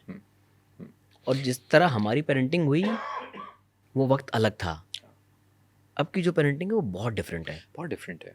और वही आई गेस परवरिश में कहीं ना कहीं आपने जो नुमान भाई वाला कैरेक्टर है उसकी कंडीशनिंग, और जो उनकी मदर का कैरेक्टर है सवरे जी का, दोनों में कंट्रास्ट भी इसीलिए आई गेस है। कंट्रास्ट इसीलिए पैदा होता है ना यार, देखो। और ये दिखाना हमारा, और मेरी भी कोशिश ये नहीं थी कि मैं किसी को बता सकूं कि यही करो, ये मैं नहीं कर सकता, और ना मुझे आता है, मैं तो खुद सीखने के अमल में हूं भाई। हाँ ये ज़रूर था, ये ज़रूर दिखा सकता था कि ये होता है। अब फैसला आपके हाथ में, आप क्या करना चाह रहे हैं। ये करने से ये होगा और ये करने से ये होगा। आपका अम्मी के साथ कैसा ताल्लुक था? अम्मी सख्त थी या? अम्मी से मैंने मारे भी खाई हैं। हाँ, हम सब बहुत पड़े हैं। हाँ, वो चित्र पड़े हैं ऐसे आला किस्म के, और प्यार भी बहुत मिला है। मतलब माँ ना यार, माँ बड़ी प्यारी होती है यार, मैं क्या बोलूँ। माँ तो माँ है यार। माँ मारती है और उसके बाद खुद जाके रो रही होती है कि मैंने अपने बच्चे को मार दिया। So true.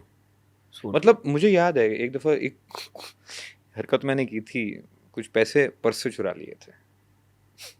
बहुत पैसे नहीं होते थे हमारे, वो होते थे, तो मौका लग गया, अम्मा का पर्स मिल गया और हमने चुरा लिए। तो और वो अम्मा को पता चल गया।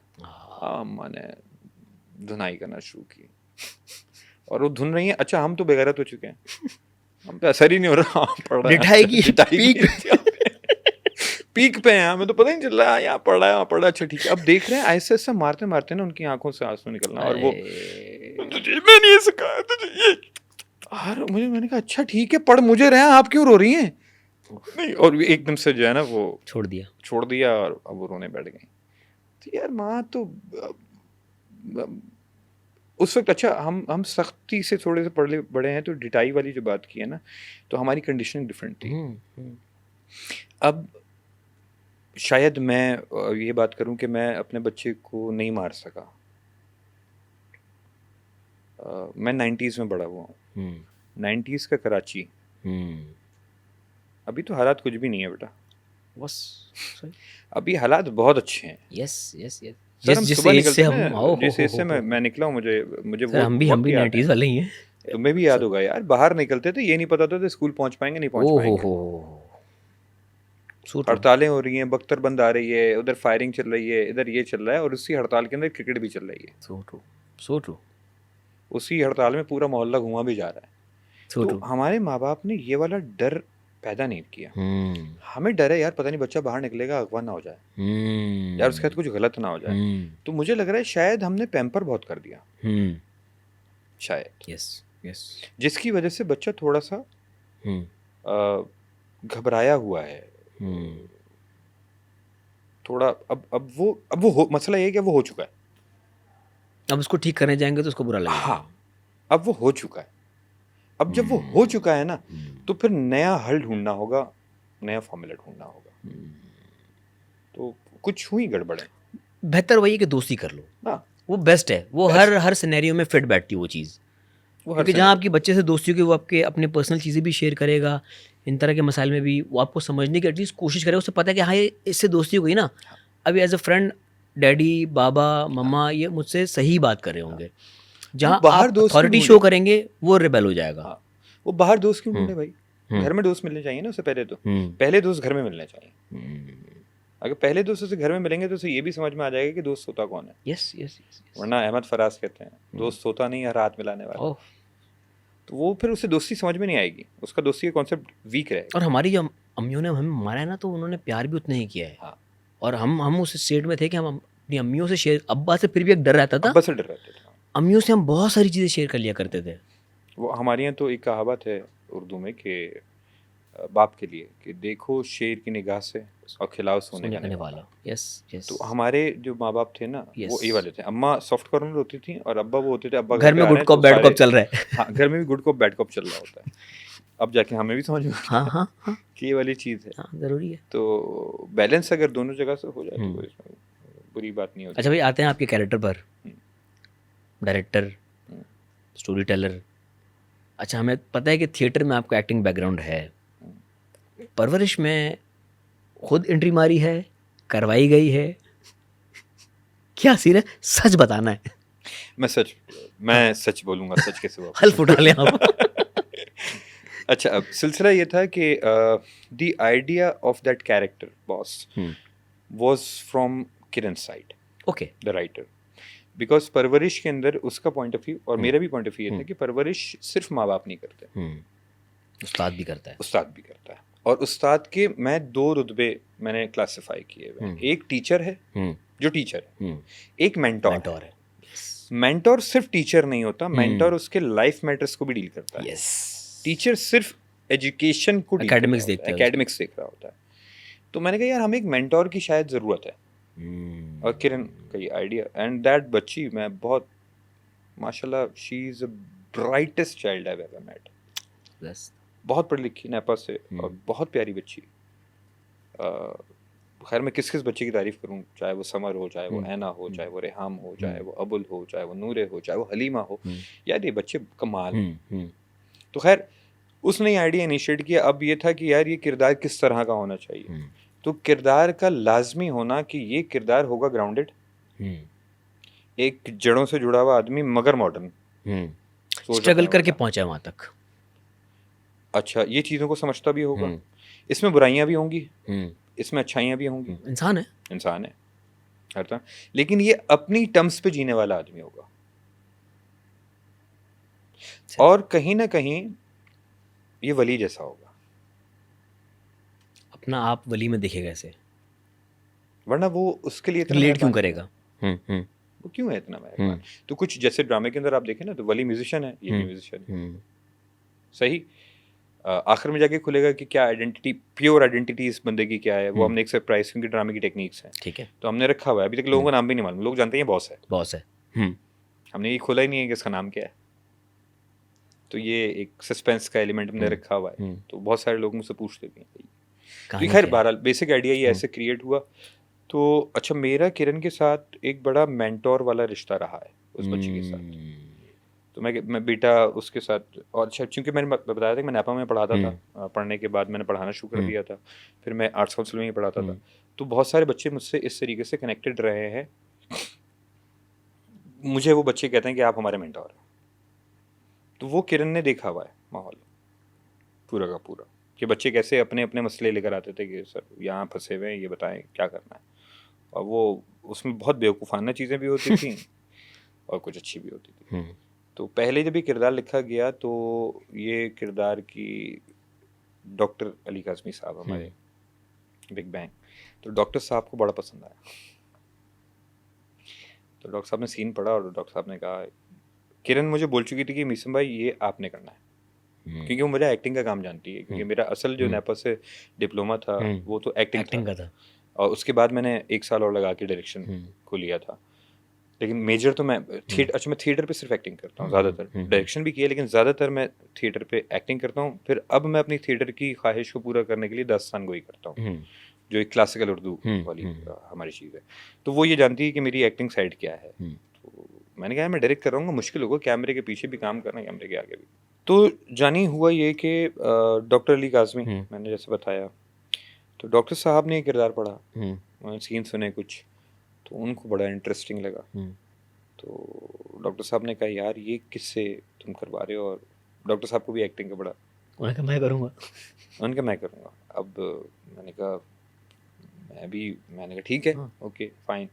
मुझे सिर्फ ये था कि यार अब डॉक्टर साहब एज बॉस मेरे हैं, तो मुझे थोड़ा सा ये हुआ कि यार पता नहीं, मैं बड़ा डायरेक्शन के अंदर कभी कभी एग्रेसिव भी हो जाता हूँ कि नहीं समझ में आ रहा है, तो वो एग्रेशन भी आता है कि यार आप ऐसे करें। तो मुझे वो यार डॉक्टर साहब से कैसे करूँगा। खैर वो डॉक्टर साहब ने, अच्छा उनका अपना था, वो मुझे छेड़ रहे थे क्योंकि उन्होंने बता चुके थे कि ये मीसम भाई से हमने करवाना है, तो मुझे छेड़ रहे थे, मुझे तंग कर रहे थे। उनका भी बड़ा प्यारा सा हमारा रिलेशनशिप है। तो ऐसे वो बना। तो उसने कहा कि चूँकि मुझे मेंटोर दिखाना है और हमने वहाँ से भी दिखाना है कि वो कैसे परवरिश करता है, वो शख्सियत के अंदर कैसे शामिल होता है, और ग्रे कैरेक्टर हमें दिखाना है। तो वहाँ से वो किरदार आया। और मैंने, अच्छा मुझे भी भाई देखो एक्टिंग का तो कीड़ा मरता नहीं है लोगों का, आपको पता होगा ये, चाहे कुछ भी कर लें, बिल्कुल वो एक अदद करना होता है, कहीं जाके निकालना होता है, वो कहीं ना कहीं जाके निकालना होता है। तो वो आया तो मुझे भी लगा अच्छा। दूसरा जो फाइनल रीज़न था वो ये था कि मेरी और समर की बॉन्डिंग बहुत अच्छी है। ओके, मायरी से चूँकि वो आया था और मायरी भी मैंने डायरेक्ट किया था, तो there is a very good relationship between me and Summer, and it is almost like that mentor and student kind of a thing. तो वो भी एक बेनिफिशियल था, क्योंकि हमें यहाँ पे भी जो केमिस्ट्री डेवलप करनी थी इन दो किरदारों के बीच में, वो ऐसी ही करनी थी, फ्रीक्वेंसी मैच करनी थी, फ्रीक्वेंसी मैच करनी थी। तो उसके लिए भी इजी था, मैं किसी और को लेकर आता, उससे फ्रीक्वेंसी मैच कराता, मुश्किल होती, फिर मुश्किल होती, फिर समझाना ये वो, तो मेरे लिए बहुत इजी था ये करवाना। तो बस ऐसे हो गया।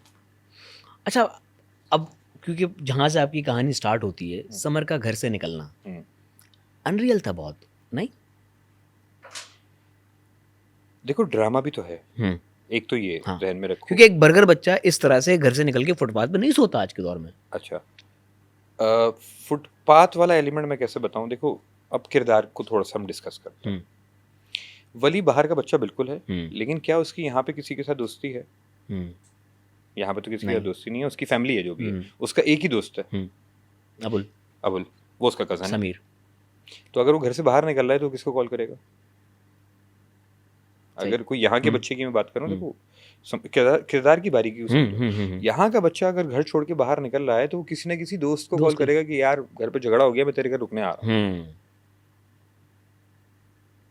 ठीक है। जो बाहर का बच्चा है उसको पता ही नहीं है, उसको बाहर की, देखो वो डायनामिक्स डिफरेंट है। आगे उसने एक जुमला भी बोला है, एक सीन होता है जहाँ वो अपने बाप से मिलने के लिए जाता है और बाप नहीं मिलता और वो घर पे आता है, तो वो बॉस को सुनाता है कि जिन रोडों पे, जिन सड़कों पे मुझे कदम रखने की इजाजत नहीं है ना, वहां आज मैं रुल रहा हूं, क्योंकि उसकी सेल्फ रिस्पेक्ट को तबाह कर दिया है हम्म, बाप के डिसीजंस ने। फैसले ने। सही है। तो वो बाहर निकल के क्या करे उसे नहीं पता, उसे होटल्स भी नहीं पता है, हम्म, और वो गुस्से में, ईगो में, उस सेल्फ रिस्पेक्ट के हर्ट होने पे अपना मोबाइल, अपनी घड़ी, अपनी सारी चीजें भी जो है ना वो घर छोड़ा है कि ये बाप ने दिए, ये नहीं लूंगा। नहीं, यस यस। और बड़ी मुश्किल से दादा ने ना एक मोबाइल दे दिया है कि बेटा ये मोबाइल रख ले, इन टच रहना। इन टच रहना, कुछ पैसे हाथ में दे दिए हैं। और देखो अब दादा का कैरेक्टर बड़ा, ये भी सवाल है कि दादा ने जाने कैसे दिया। तो अच्छा अब इसके ऊपर आते हैं, अब जाते हैं पीछे। हमारे दादा दादी की जो एज है ज़्यादातर वो लोग हैं जो तकसीम के वक्त पाकिस्तान में आए थे। देखो मैं हर किरदार की साइकी पे ना किताबें लिख सकता हूँ इस वक्त अयाज, मुझसे ये बहस नहीं करे कोई कि अनरियल है। एक्चुअली 8 अरब लोग हैं दुनिया के अंदर, 8 अरब पर्सपेक्टिव है, कुछ अनरियल नहीं है। Yes yes. किसके साथ कौन सा सिनेरियो हुआ है, हो चुका होगा। It is always repeating cycle. सही है ना, नफसियात बदलती नहीं, नफसियात बदलती नहीं है भाई। तो वो जो दादा दादी हैं, दादा की एज वो वाली है जो तकसीम का वक्त देख चुके हैं, तो उन्होंने तो अपने घर बार छोड़े हैं। Yes yes. पर्पस क्या है सामने, पर्पस क्या है सामने है कि लाइफ उनको पता है। दादा को बहुत अच्छे तरीके से उनकी डिस्कस, मैंने दादा और पोते की दोस्ती दिखाई है, बहुत ज्यादा दोस्ती दिखाई है। तो वो पोते को समझते हैं बाप से ज्यादा। यस। तो उन्हें पता है कि ये अभी घर नहीं रुकेगा, कुछ भी कर लूं निकल जाएगा। तो यार 17, 18, 15, 16 जितने बच्चे घर से भागते हैं ना, आप रिसर्च कर लें, 25 साल के बाद घर से नहीं भागता कोई, वो मैच्योर हो चुका होता है। वो इंडिपेंडेंट रहना जरूर शुरू कर देगा, लेकिन घर से भागने वाली कंडीशन पे नहीं होगा। भागने वाली कंडीशन, रिबेलियस जो एज होती है वो 15 से 18, 19 यही वाली एज होती है, और ये वाली भी वही है। अब तो और छोटी हो गई सर, 12 साल के बच्चे घर से भाग जाते हैं। तो वो घर से भागेगा, तो ये पता है दादा को कि घर से भागेगा। तो बेहतर ये है कि मैं उससे कुछ चीजें ऐसा इंतजाम कर दूं कि कुछ दिन तो वो गुस्सा खत्म होगा, आ जाए वापस, आ जाएगा और कनेक्शन में रहेगा। अच्छा उस बाप ने अपने बेटे को भी बाहर जाने की इजाजत दी है, जेबी भी बाहर गया है। ये दादा ने अपने बच्चे को भी जाने दिया है, वो भी लड़ झगड़ के गया था मुल्क से बाहर। तो दादा को ये ट्रस्ट है। मैं अपने बाप की मिसाल देता हूँ। वालिद साहब मेरे जब हयात थे तो मैं 9th मैंने क्रॉस की थी, मैट्रिक क्रॉस की थी, और मैं 15 साल का था। तो हमारे सारे स्कूल के जो दोस्त थे, लड़के थे, वो पिकनिक पे जा रहे थे। मेरी अम्मा नहीं मान रही थी, इजाज़त नहीं दे रही थी। यार हमारी स्टोरीज बहुत मिलती है, सही है ना। अम्मा ने पूरे दिन मैंने धरना दे दिया, अम्मा ने भी धरना दे दिया, कुछ नहीं हो रहा। शाम में अब्बा आए, मैंने उनसे बोला तो उन्होंने कहा भाई सुल्ताना बेगम जाने दीजिए। तो मैंने कहा आप कैसी बातें कर रहे हैं, कहाँ से, अभी छोटा है, कैसे किसी बड़े की मौजूदगी के बिना जाएगा। उन्होंने कहा ये बड़ा हो रहा है, लड़का है, ये अगर दुनिया नहीं घूमेगा ना तो ये आगे जाके फंस जाएगा। और वही हुआ अयास। हम पिकनिक पे गए, एक दोस्त की गाड़ी थी, वो गाड़ी ख़राब हुई। हमें 6 बजे वहाँ से निकलना था, 11 बजे तक हम केप माउंट पे बिना किसी मदद के खड़े हुए, रुल गए। और अंदर सिर्फ ये है कि बेटा अम्मा ने जो करना है ना अभी, वो अलग है, डर अलग है, खौफ अलग है। और वो फिर उस सिचुएशन को संभाला, पड़ी ना तो संभाला, जैसे तैसे ट्रक वाले को रोका, उसको पकड़ा, गाड़ी लेकर आए। गलती क्या थी? गलती ये थी कि बैटरी का तार निकाल दिया था। अब आपको मसला बताएं कि बैटरी का तार निकाल दिया था गाड़ी पार्क करते वक्त सुबह में लड़के ने, कि कोई चोरी करके ना ले जाए। और हमें वापसी में 4 घंटे सिर्फ ये रिकग्नाइज नहीं कर सके कि बैटरी का तार निकाला हुआ है। गाड़ी को धक्के लगा के देख लिया, सब करके देख लिया, गाड़ी स्टार्ट नहीं हो रही। बेवकूफ़ी की इंतहा है ये। सही है, और किसी को समझ में भी नहीं आ रहा। मतलब जिस और वो भाई ट्रक ने वाला आता है वो आगे करता है। अच्छा हम घर पहुंचे, वही हुआ, अम्मा ने बहुत डांटा, अब्बा ने कुछ नहीं कहा। फिर उसके बाद जब अम्मा ने डांट लिया और वो चली गई अपना काम करके, तो अब्बा ने बुलाया कि इधर आओ, अब मुझे बता हुआ क्या था। मैंने बताया ये हुआ, ये हुआ, ये हुआ, ये हुआ। तो उन्होंने कहा अच्छा फिर तुमने क्या किया? ये किया, ये किया। यानी गुड, अच्छा तुम्हें ये कर लेना चाहिए। उन्होंने 1-2 चीज़ें मुझे समझाई, ट्रबल शूटिंग। हाँ, मैंने कहा हाँ यार ये कर सकते हैं, लेकिन कहने लगे। फिर उन्होंने कहा कि बगैर मैं अप्रिशिएट करूँगा मीसम कि तुमने डील किया, तुम घबराए नहीं, तुम अभी घर पहुँचे हुए हो। ये तो बाप या मर्द जो होते हैं ना, वो स्ट्रीट स्मार्ट बनाना ही उनका काम है सर, काम है। तो वो जो उसका घर छोड़ने का एतमाद है वो दादा ने दिया, उन्हें पता है वो जाएगा, वो घर छोड़ेगा, तो ये अनरियल नहीं है। अब आते हैं रोड की तरफ। रोडों पे उसका हो क्या रहा है? वो डर रहा है, खौफ में, उसको कुछ नहीं पता कहाँ जाना है। नई दुनिया उसके लिए। मोबाइल दादा का बंद हो चुका है, सही है। अब उसे वो कनेक्ट नहीं कर सकते। ये तो वो बच्चे हैं ना कि अगर कुछ भी ढूंढना होगा, खाना खाने के लिए भाई होटल नहीं ढूंढना है, हम तो होटल ढूंढते हैं, इन्होंने फूड पांडा कर देना है। Yes yes yes yes yes yes yes. तो अगर टेक्नोलॉजी उसके पास से निकाल देंगे तो वो तो कुछ नहीं जानता, वो दुनिया नहीं जानता, प्रैक्टिकल लाइफ में कैसे आएगा वो? तो नहीं जा सकता। अच्छा वो पहले कहाँ पहुंच रहा है? वो पहले पहुंच रहा है, एक रिक्शे वाला पकड़ता है, रिक्शे वाले को बोलता है सस्ती जगह ले जाओ, वो ले जाता है कैंट पे। कैंट पे मिलते हैं 200 रुपए के बिस्तर। वहाँ पे सारे लोग ऐसे ही, जितने भी ऐसे लोग होते हैं जिनके घर बार नहीं होते, वो जाते हैं, वो बिस्तर लेते हैं, चारपाई पे सोते हैं, सुबह उठते हैं, अपने काम में निकल जाते हैं, दिन में 500 रुपये कमाते हैं, 300 रुपये में खाना खाते हैं, 200 रुपये में बिस्तर लेते हैं, सो जाते हैं। ये रोज़ की लाइफ है। वो रिक्शे वाला इसको भी वहाँ पहुँचा देता है, वहाँ बिस्तर ही नहीं मिल रहा। फिर कराची है, बिस्तर वाले से ज़्यादा बहस करता है, वो निकालता है तू जा रहा है या नहीं जा रहा। ये ऑर्डर जाता है, इसको ये बताया था वो मज़ार की तरफ चल जा, ये पहुंच जाता है मज़ार की तरफ। मज़ार पे हमने बॉस, अब मैं बहुत ज़्यादा देखो मैं नहीं घुमा सकता था क्योंकि ड्रामा भी हमें क्रिएट करना है, हमें एक कैरेक्टर जो मेंटोर का एंटर करना है। देखो हमने the idea of mentor in a life कितना भी हमें जरूरी है, इंडल्ज करना है ना यार, ड्रामा भी तो है ना यार। अब सब कुछ तो वो नहीं कर सकते ना, कितना रियलिज्म दिखाएं, कितना रियलिज्म दिखाएंगे।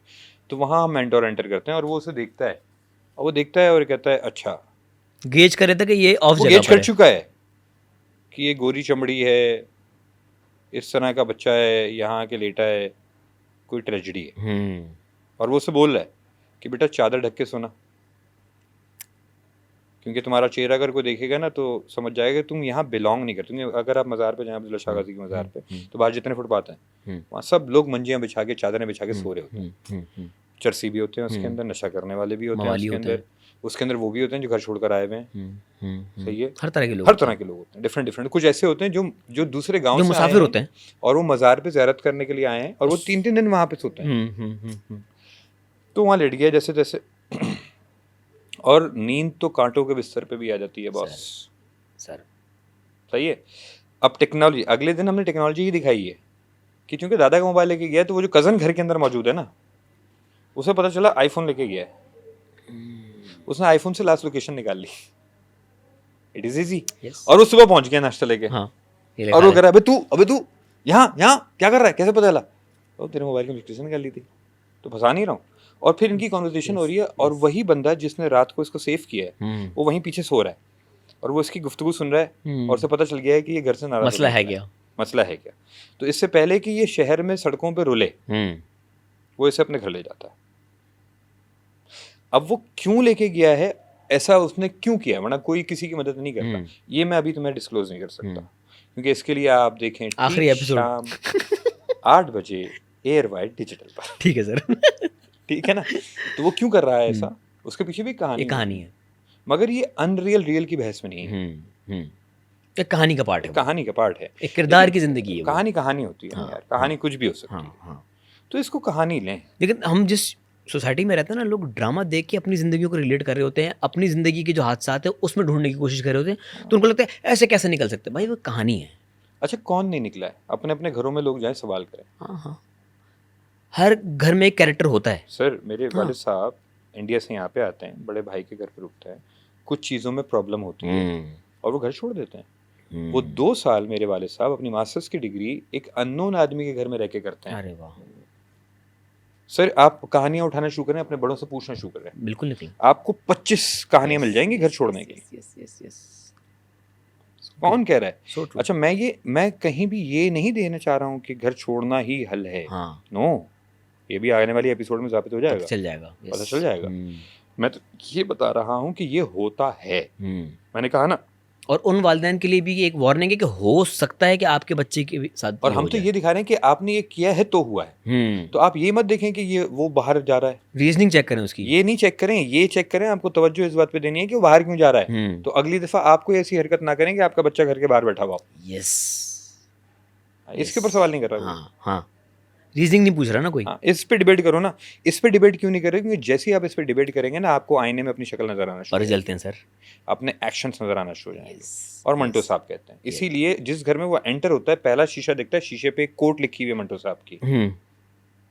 सर मैंने बड़ी मेहनत की है इस ड्रामे पे, डिटेलिंग बहुत है, हमने बहुत मेहनत की है कि हम जो फ्रेम दिखा रहे हैं उसमें अगर शीशा दिख रहा है तो वो शीशा भी किसी पर्पस पे है। उसके शीशे पे उस आदमी ने लिखा हुआ, उस आदमी की सोच क्या है। वो कह रहा है हम आईना, हम उस माशरे का हिस्सा हैं जहां आईना सिर्फ थोबड़ा देखने के लिए इस्तेमाल किया जाता है। वाह ये आम जुमला नहीं है। वाह। पहले लोग आईना देखते थे, ये अक्लमंद आदमी आईना देखेगा ना तो वो अपना आप देखने के लिए इस्तेमाल करता है, यस, किरदार देखने के लिए, अपने अंदर Yes. झांकने के लिए कि मैं कैसा हूँ। यस। हम तो अब इसके लिए देख रहे हैं। वाह।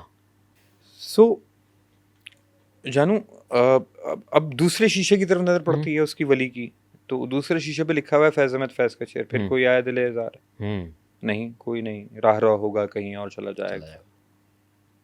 तो ये एक ऐसे आदमी के घर पे आया है जो आर्ट लिटरेचर चीज़ों को समझता है। अब ये शख्स फिल्मी है, एक फिल्मी सिचुएशन आप कह लें या आप इसे कुछ भी कह लें, क्योंकि Fiction हमें है ना, after all। फिक्शन है ना। दूसरे हमें मेंटोरशिप एक दिखानी थी कि कैसे मेंटोरशिप कितनी ज़रूरी है। अच्छा उसका लिंक ये, अच्छा ये भी ट्रस्ट कैसे कर रहा है, आप उसके हरकत सकनात को नोट करें। वली भी उसके घर पे फौरन नहीं जा रहा है, लेकिन वली ने इससे पीछे, मैंने 16वीं एपिसोड के अंदर एक लिंक दिया है कि एक म्यूजिशियन आदमी को बाइक पे देखा है, इसी को, तो उसे एक कनेक्शन जुड़ा हुआ है उसका वली का ट्रस्ट का, जो अनसेड है, वो है म्यूजिक। उस आदमी को ये पता है, वली को ये पता, वली हर किसी के घर नहीं जाएगा, इतना बेवकूफ़ नहीं है, और वो नहीं जा रहा है, वो उससे सवाल भी कर रहा है कि मैं आपके घर क्यों जाऊं। वो एक डाकखाना मिलता उनका, क्योंकि एक डाकखाना मिल रहा है, और वो बंदा उससे, अभी थोड़ी देर पहले वली ने एक जुमला बोला, कज़न ने बोला कि यार तू घर चल, तू क्या करेगा, अच्छा आगे क्या प्लान सोचा है, तो यार पता नहीं यार, जहाँ ज़िंदगी ले जाए अभी तो एक्सप्लोर कर रहा हूँ। ये जुमला अभी उसने बोला, और जैसे ही वो कज़न, इसके बाद कज़न खुदाफिज करके निकल गया, अब वो आगे बढ़ा तो एक शख्स उसके पास अजनबी आ रहा है, अभी डर रहा है उससे भाग रहा है, और वो बंदा कह रहा है देखो तकदीर रुक कर सामना करने से मिलती है, भाग कर नहीं मिलती। अब वो रुका है, ये क्या हो रहा है, कौन है आप। अब वो उसे कुछ कुछ जहन में भी आ रहा है कि कहीं देखा है, लेकिन वो पहचान नहीं पा रहा है। तो वो कह रहा है मैंने तुम्हारी और तुम्हारे कज़न की सारी गुफ्तगू सुन ली है, बेटा ये शहर बहुत जालिम है, ये कुत्तों की तरह ना तो चीर फाड़ कर रख देगा, चल मेरे साथ। मैं आपके साथ क्यों जाऊं, वो बहस कर रहा है। अरे क्योंकि जिंदगी तुझे कहीं लेकर जा रही है, सही गलत का फैसला बाद में करना। अब मैं आपको मेल्स की नेचर, देखो मर्दों की नेचर को, मर्दों के नजरिए से सीन को समझना पड़ेगा, ये सवाल ही खत्म हो जाएगा कि वो क्यों जा रहा है। बहुत सारी औरतें सवाल कर रही हैं जो मैं देख रहा हूँ कि हाय बच्चा वहां चला गया, वो पता नहीं कैसा निकलता। सर मर्दों की नेचर को थोड़ा सा समझिए, हमारे माशरे ने मर्दों को दूसरे तरीके से ट्रेन किया है। हमारे यहाँ मर्द रिस्क लेता है, वो ट्रेन ऐसे हुआ है। लड़की रिस्क लेने से 10 दफा डरेगी, लड़का नहीं डरेगा, क्योंकि उसकी ट्रेनिंग माशरे में, इम्पल्सिव है ना वो इम्पल्सिव है। ये ट्रेनिंग का नतीजा है। तो आप जब ये सवाल करते हैं ना कि वो भाई बच्चे को अगर गलत आदमी मिल जाता, हाँ मिल जाता, और कॉन्सिक्वेंसेस होते, क्योंकि इसे मिल गया, इसका ये मतलब नहीं है कि हर दफा जो बच्चा घर छोड़ेगा उससे एक अच्छा आदमी मिल जाएगा, नहीं मिलेगा। माँ हमेशा चाहेगी कि उसके साथ गलत नहीं हो, और बाप हमेशा कहेगा गिरने दो, चोट खाएगा सीखेगा तो सीखेगा। यस। और शायद जेबी को, उसके बाप को, वली के बाप को भी देखें, क्योंकि वो एक जगह पे बोल रहा है अपनी बीवी से कि देखो यार तुमने मुझे क्यों पसंद किया, तो वो कहती है तुम्हारी नेचर से, तुम्हारे फैसले लेने की कुव्वत से, तुम्हारे ज़िंदगी के अंदाज से। उसने कहा मैंने कहाँ से सीखा है, इसी कराची की सड़कों से। तो मैं अपने बच्चे को भी वहाँ से यहाँ इस वजह से लेकर आया हूँ कि वो यहाँ से सीखे, वो मजबूत बने, वो चीज़ों का सामना करना जाने। जैसे तुम मुझे पसंद कर रही हो इस वजह से कि मैं मजबूत हूँ, तो मेरे बच्चे को भी तो मजबूत बनने दो। तो जहांगीर का जो किरदार है भैया, जो बाप का किरदार है, वो इतना बुरा किरदार नहीं है। यस उसके फैसले गलत हैं, उसके तरीके गलत हैं, सख्त है, मगर उसकी इंटेंशंस गलत नहीं है। अब वो आगे जाके पता चलेगा कि क्या सिनेरियोज हैं, क्या चीज़ें हैं। हम नहीं खोल रहे, हम कुछ नहीं खोल रहे, हम उसको नहीं खोल रहे हैं, लेकिन उसका घर से निकलना इसलिए ज़रूरी था। घर से निकलने के बाद उसको मेंटोर के साथ मिलाना ज़रूरी था। ये कहानी है, आप इस पे बहस करें कि कहानी अच्छे से सुनाई है, मैंने बुरे से सुनाई है, कहानी में ये क्यों हुआ है, ये सवाल नहीं, ये सवाल नहीं है। सवाल ये है कि मैंने अच्छे सुनाई है, आपको बिलीव हो रहा है, पर्पस पूरा है, आपको मजा आ रहा है, पर्पस पूरा हो रहा है, भाई इसकी बात करो, खत्म।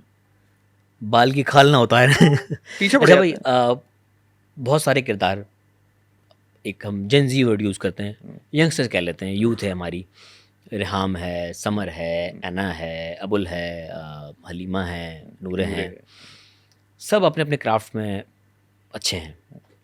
आपका फेवरेट कौन है, या आपको सबसे ज़्यादा टैलेंटेड कौन लगता है इनमें से? ना ना ना, मैं इसमें डिस्क्रिमिनेट नहीं करूँगा। सब बराबर। हाँ, हर देखो, हर किसी की अपनी क्वालिटी होती है यार, हर बंदे की अपनी अपनी क्वालिटीज़ होंगी। अब ये कह देना कि इसकी क्वालिटी, जैसे मैं मिसाल देता हूँ कि अबुल का जो ह्यूमर है वो नेचुरल है, इंस्टिंक्टिव है। तुम कॉमेडी करते हो, तुम्हें पता है कि ह्यूमर का इंस्टिंक्टिव होना कितना ज़रूरी है, और मेडअप होना वो पता चल जाता है। वो पता चल जाता है। अब ये चीज़ मैं कहूँ नूरे में नहीं है, तो नूरे कम हो गई? नहीं हुई ना। नूरे के पास अलग क्वालिटी है। तो हर किसी की क्वालिटीज डिफरेंट हो सकती हैं, मगर एवरीवन, लाइक समर हो, ऐना हो, नूरे हो, अबुल, हलीमा, रेहाम, ये सब माशाल्लाह माशाल्लाह माशाल्लाह, दे आर सो ब्रिलियंट यार। एंसेम्बल बहुत अच्छा बन गया है। They are very energetic, they are very passionate. अच्छा, जो कॉमन, अब मैं कॉमन चीज़ बता रहा हूँ, सब में कॉमन क्या है, और जो बच्चे इस फील्ड में आना चाहते हैं, प्लीज़ इन बातों को समझने की कोशिश करें। सिर्फ पैशनेट होना इज नॉट इम्पॉर्टेंट, इंटेलिजेंट होना एंड स्मार्ट होना भी इम्पोर्टेंट है। Yes yes. ओवर कॉन्फिडेंस नहीं होना चाहिए कि मैं तो अदाकारी समझता हूँ, मुझे तो आती है सर। वही नहीं समझता। जो ये बंदा बोलता है ना, सर मैं बहुत अच्छी अदाकारी करता हूँ, मैं वहीं से ऑडिशन से माइनस कर देता हूँ उससे, कि इसका प्याला पहले से भरा हुआ है। yes. ये तो तुम इससे बताओगे ये कर दो, ये कहेगा ये ऐसे नहीं होता, ऐसे होता है। मैं आपको बताता हूँ। मैं बताता हूँ आपको, तो यही समझ में आया। तो 50 रिक्वेस्ट आती हैं रोजाना मेरे पास, मैसेजेस आते हैं, सर हम अदाकारी करना चाहते हैं। मैं बेटा तुम्हारे पैशन की ना दिल से कदर करता हूँ, मगर आपके साथ जुमले लगे हुए हैं। इन बच्चों में कॉमन चीज़ बताऊं, इनकी सीख खुली हुई है। ख़त्म, वहीं पे बात ख़त्म है बस। मेरी इनसे डिबेट भी होती है, ऐसा नहीं है कि मैंने हर दफ़ा डिक्टेट किया है, नहीं। बहुत दफ़ा इन्होंने कहा सर सीन को ऐसे करना है, मैंने कहा रीजनिंग, उन्होंने रीजनिंग दी और मुझे रीजनिंग समझ में आई, मैंने बाउ डाउन किया। गुड। और जब मैंने उन्हें रीजनिंग दी है कि नहीं ऐसे नहीं, ऐसे ही करना है, तो उन्होंने बाउ डाउन किया। यस। तो सीख का बैक एंड फोर्थ होता है ना। इन बच्चों की सीख अच्छी थी, पैशन अच्छा था, इंटेलिजेंस थी, स्मार्टनेस थी। फिर ये सारे बच्चे माशाल्लाह माशाल्लाह, क्योंकि अगेन एक्सेस ऑफ इंफॉर्मेशन की बात है, तो इनको अगर अदाकारी में कोई टर्म समझ में नहीं आ रही है, कोई चीज़ करने में चैलेंज हो रहा है, यार ये इनको आप प्रेफरेंस दें, यार फलां जगह जाओ। अब तो एक्टिंग क्लासेस ऑनलाइन है, अवेलेबल है। यस, मास्टर क्लास हैं बहुत सारी, मास्टर क्लासेस मिल रही हैं, चीज़ें मिल रही हैं, तो ये जाते हैं, ये पढ़ते हैं। वॉइस मॉड्यूलेशन एक चीज़ होती है, बड़ी ज़रूरी है। यस यस, आपको पता होना चाहिए कि मेरा लोअर नोट क्या है, मेरा अपर नोट क्या है, मेरा मिड नोट क्या है, और मैंने किस इमोशन के साथ कौन से नोट को यूज़ करना है, ये सबसे इंपॉर्टेंट है। तो इसी से वेरिएशन क्रिएट होगी। यस, तो वो पढ़ते हैं भाई। और आवाज़ का गेम लोग भूल चुके हैं अदाकारी में, भूल चुके हैं असल गेम यहाँ पे, और उसको ऐसे अदा करना कि वो नेचुरल भी रहे। यस। इसकी छोटी सी मिसाल, मैं अगर अपनी कोई चीज़ रख कर कहीं भूल जाऊंगा, तो यार मैंने चाबी यहीं तो रखी थी, कहाँ गई यार। अब जब मैं ये वाली चीज़ बोल रहा हूँगा, इस वाले इमोशन से कनेक्ट करूँगा, तो ऑटोमेटिकली नेचुरली मैं अपने बेस नोट पे जा रहा हूँ, खुद कलामी है, क्योंकि ये नेचुरल है। अब एज एन एक्टर पहले तो आपने ये आइडेंटिफाई करना है कि मेरा लो बेसर नोट जो है वो कहाँ से डायफ्राम से निकल रहा है। डायफ्राम कहाँ है आपका। अब ये एक्टिंग के मराहिल है, एक्टिंग आसान काम नहीं है। बड़ा लगता है कि जी मैं तो पैदा एक्टर हो गया हूँ। बेटा एक्टिंग भी एक इल्म है, 4 साल की डिग्रियां हैं इसमें। यस यस, सही है ना। अब एक नेचुरल नोट क्या है, यार सुनो मेरी बात सुनना भाईजान, ऊंचे सुरों पे। अभी ऊंचा सर है क्योंकि वो दूर खड़ा हुआ है, अभी थोड़ी बोले भाईजान मेरी बात सुनना, या नेचुरल है। मैं अब आप लाएं टीवी के बहुत सारे अदाकारों को अपनी नज़रों के सामने, सबको लाएं, आपको जनाब नज़र आएगा कि सबका एक सुर है। यस। वो किसी को दूर से बुला रहे हैं तब भी भाईजान मेरी बात सुनना, आवाज़ बेसी करने के चक्कर में आप ह्यूमन ही नहीं रहे। यस, आपका किरदार रोबोटिक हो गया। यस यस, अननेचुरल हो गया, अननेचुरल हो गया। मैं शेक्सपियर करता था, तो शेक्सपियर का एक क्लासिकल अंदाज जिसे हम स्टाइलाइज्ड एक्टिंग कहते हैं, वो होती थी एक ज़माने में। पृथ्वीराज कपूर की अगर आप मुगल आज़म उठा के देखें, तो पृथ्वीराज कपूर ने जो मुगल आज़म का किरदार किया है, अकबर बादशाह का किरदार किया है, वो बड़ा स्टाइलाइज्ड, बड़ा ड्रामेटिक, बहुत थिएट्रिकल वॉइस में, विच इज़ गुड। उसका कॉम्बिनेशन में दिलीप साहब है, यस, एकदम नेचुरल, क्योंकि दो जनरेशन्स रिप्रेजेंट हो रही हैं। तो स्टाइलाइज एक्टिंग अगर डिमांड है तो करो, अगर डिमांड नहीं है नहीं करो। ज़बरदस्ती ना लाएं बीच में, जबरदस्ती ना लाएं। हम बड़े इन्फ्लुएंस्ड कौम है भैया, हम मान लें, और ख़ास तौर पे फिल्मों और इन चीज़ों में ना हमारा बड़ा इंडिया से इन्फ्लुएंस हुआ हुआ है। तो चूंकि अमिताभ की आवाज़ भारी है और वो सबसे बड़ा सुपरस्टार रहा है, तो हमारे अंदर ये सोच बैठ गई है कि भारी आवाज़ के साथ जो अदाकारी करेगा वही अदाकार होगा। भाई उनकी कुदरती भारी आवाज़ बनाई नहीं, और उनकी अदाकारी के अंदर भी भारीपन भी है और ऊपर का सुर भी है, लेकिन चूंकि उनकी कुदरती भारी आवाज है तो वो ऊपर का सुर आपको श्रिल सुनाई नहीं देता।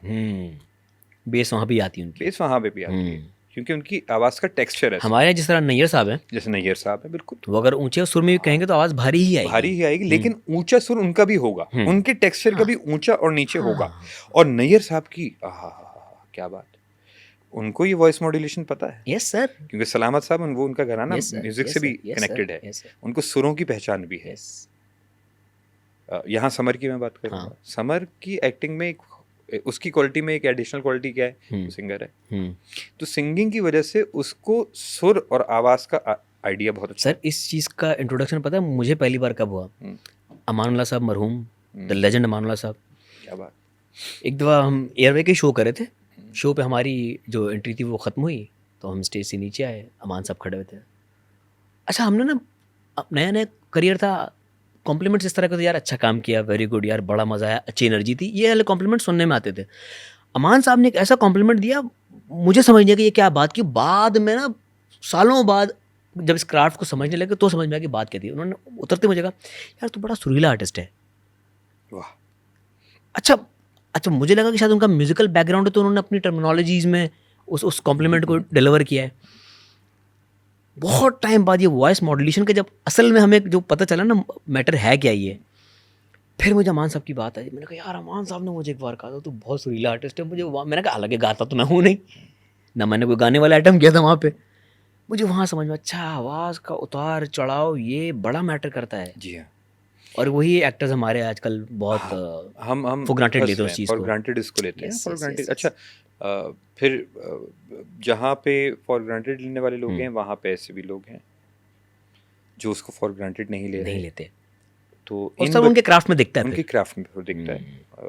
बेतहाशा ऐसे लोग हैं जो बहुत काम करते हैं, जो बहुत सीरियसली आपके क्राफ्ट में दिखता है, आपके किरदार में दिख रही है। सर मैं तो कोशिश ही कर रहा हूँ। नहीं, अच्छा है। तो हमारी तो कोशिश जारी है, शायद इंस्टीट्यूट का। सर मैंने जैसे कहा कि तो वहाँ तो चैलेंज ही यही होता था कि एक जुमला है 25 वेरिएशन से दे के दिखाओ।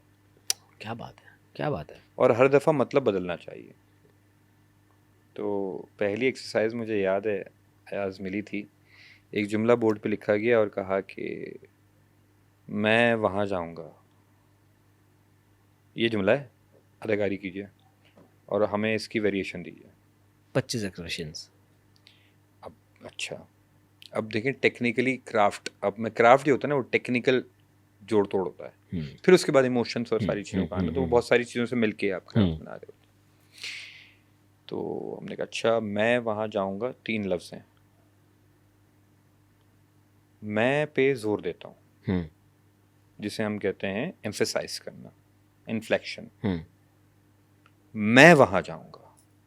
अब अगर गुफ्तगू के अंदर मैं आपसे बात कर रहा हूँ और मैं कहूँ कि मैं वहाँ जाऊँगा, तो इससे जो मतलब सामने वाले को सुनने में आएगा वो ये आएगा कि यार ये वहाँ जाना, मैं जाएगा, यानी मेरा जाना इंपॉर्टेंट है।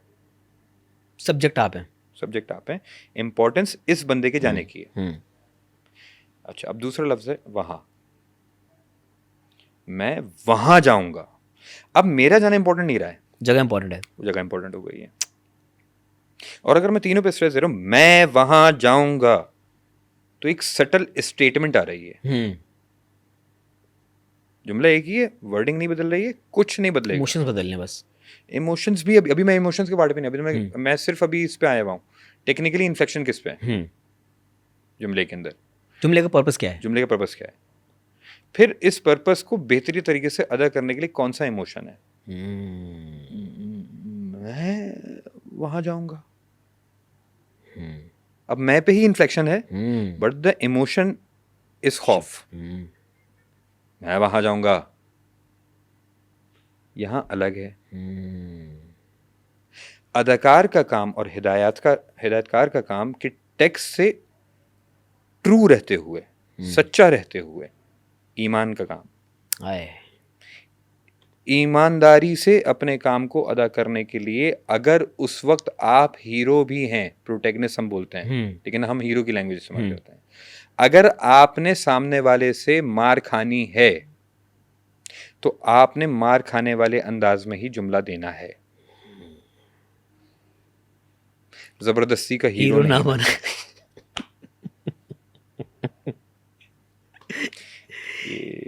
ये बड़ा मुश्किल कितनी बारीकी है सर। ये बहुत मुश्किल है मेरी जान।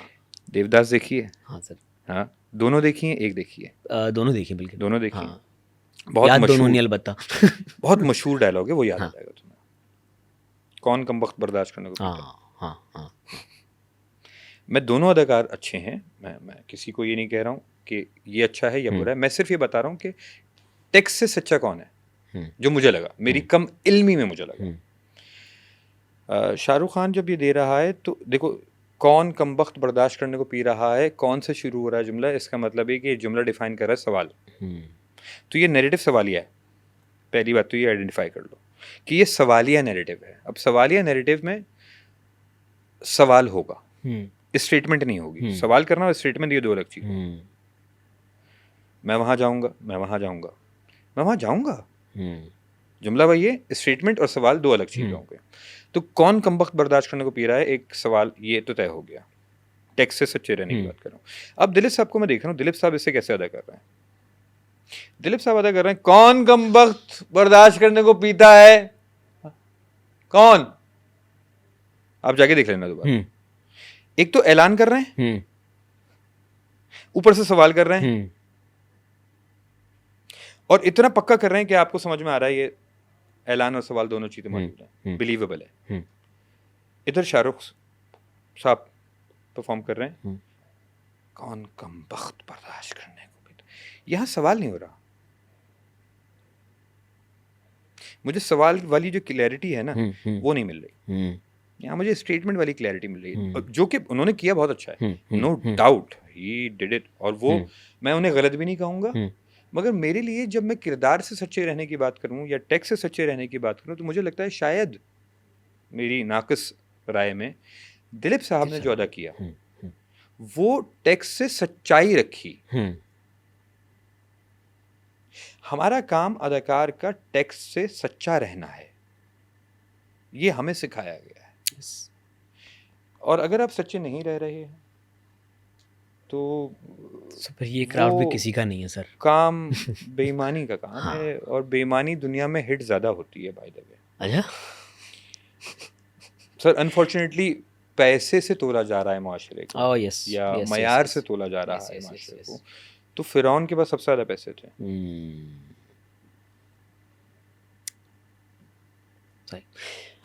अगला क्या है मिशन भाई? कुछ नहीं पता, कुछ नहीं पता। दो तीन परवरिश के बाद कुछ चीज़ें हैं, मगर ये है कि अभी फाइनलाइजेशन नहीं हुई है। जैसी कुछ फाइनल होगा करेंगे, क्योंकि अभी भी एडिट का प्रोसेस चल रहा है, और मैं आखिरी दम तक सर अभी मैं तो अपना पोस्ट बिल्कुल प्रोडक्शन परवरिश के आखिरी आयाम चल रहे हैं आपके। आखिरी आयाम चल तो रहा है, ये आखिरी आयाम खत्म हो जाए, फिनाले आने वाला है। Best of luck for the finale. I hope जो एक आर्क बनाया है परवरिश ने, और जिस तरह क्रिसेंडो पे जा रहा है, तो उसी पीक पर एंड हो। Wish you best of luck sir. It was lovely having you. बहुत अच्छा लगा, बहुत कुछ सीखने को मिला आपसे। नहीं यार, मुझे बहुत खुशी है, बहुत खुशी है कि मैं यहाँ दिल से बोला हूँ अयाज, और मुझे दिल से बोलने का मौका दिया गया है। वरना हम बड़ा सतही सी बातें कर रहे होते हैं, ना हम अदाकारी को डिस्कस कर रहे हैं, ना डायरेक्शन को डिस्कस कर रहे होते हैं, ना बारीकियों को डिस्कस कर रहे होते हैं। तो मुझे बड़ा अच्छा लगा। जो लोग देखें भी, मैं उनसे भी एक गुजारिश करूँगा सर कि सर मुझे मेरी बातें सुन के आप ज़रूर डायसेक्शन टेबल पे लिटाएं, मेरा पोस्टमार्टम करें, मगर मैं भी इंसान हूँ सर, गलती हो तो माफ़ कर दें, और कोई बात समझ में आ रही हो, अकल के दायरे में आ रही हो तो एक्सेप्ट कर लें। गुस्सा, वायलेंस ये माशरा बिगाड़ रहा है। माफ़ करने के माशरे पे जाएं, ज़िंदगियाँ बेहतर हो जाएंगी। तो ये आपकी तरफ और इख्तिलाफ राय का मतलब लड़ाई नहीं हाँ, होता। इख्तिलाफ राय बिल्कुल रखें, ज़रूर रखें, डिफरेंस ऑफ ओपिनियन होना चाहिए, मगर झगड़े नहीं होने चाहिए। अगर आप जनरेशन की बात करते हैं तो पुरानी जनरेशन के जो लोग थे ना, वो झगड़े नहीं करते थे, वो बहस करते थे, इख्तिलाफ राय रखते थे, और फिर उसके बाद चाय पी के हंसी ठट्ठा भी करते। अल्लाह हाफ़िज़। तो ये हंसी ठट्ठा रखेंगे। अब आप मुझे खाना खिलाएंगे, मैं बहुत सीरियस हूँ sir, I love you, thank you so much. अल्लाह हाफ़िज़। अल्लाह हाफ़िज़, थैंक यू।